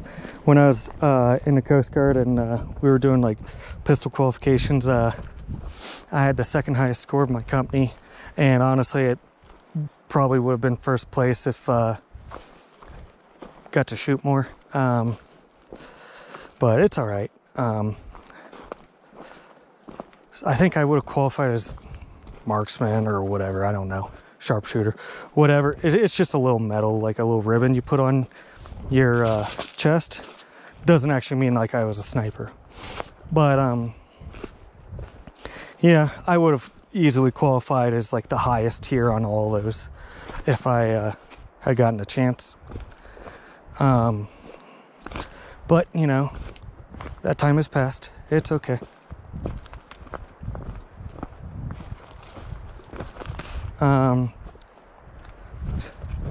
So I don't know. My round count on my Glock, going back to it, yeah, it's got to be more than 10,000. How many? I have no idea. I've shot it a lot for many years. Could it be 20? I don't know. The barrel is still good. I mean, I haven't shot the barrel out, so, but you really shouldn't. Shooting your barrel out either takes an insane amount of rounds or just shooting it really, really, really hot. Pistols are kind of hard to shoot really, really, really hot unless you are doing one of those torture tests where they literally catch them on fire by shooting them so much. No, I don't have that kind of money.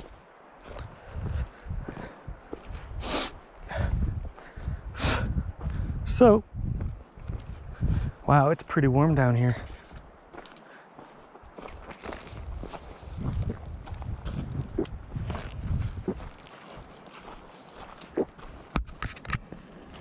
Okay, so here is that campground from earlier where I said, oh, look at that cliff up there and stuff. Where I said, got a spiderweb on my face. It'd be a good place to camp. Nice and flat and stuff.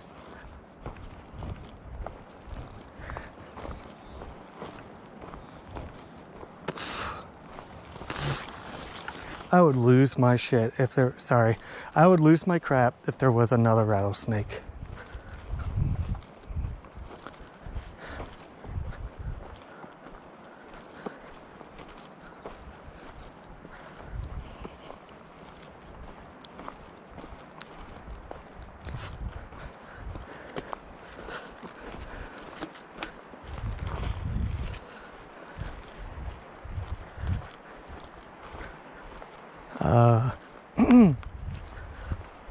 Tell you what,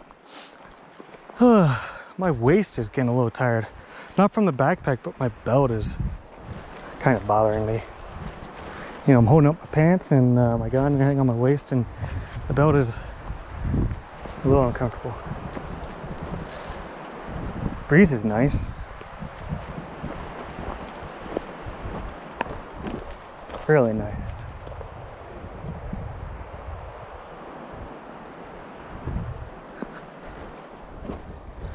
I'm gonna look on my phone to see where we're at.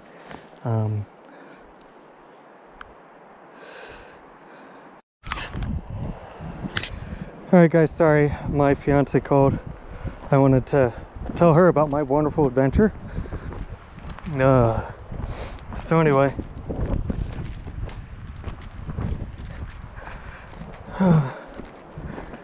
alright guys, well I actually think I'm gonna leave you alone. Thank you for watching. If you still are, you are awesome. Thank you for being my little buddy and making me feel better when I had a few run-ins with poisonous snakes and losing my drone. And also thank you for seeing beautiful views with me and stuff. So, alright guys, thanks again, and maybe next time it won't be so crappy, huh? Alright, bye.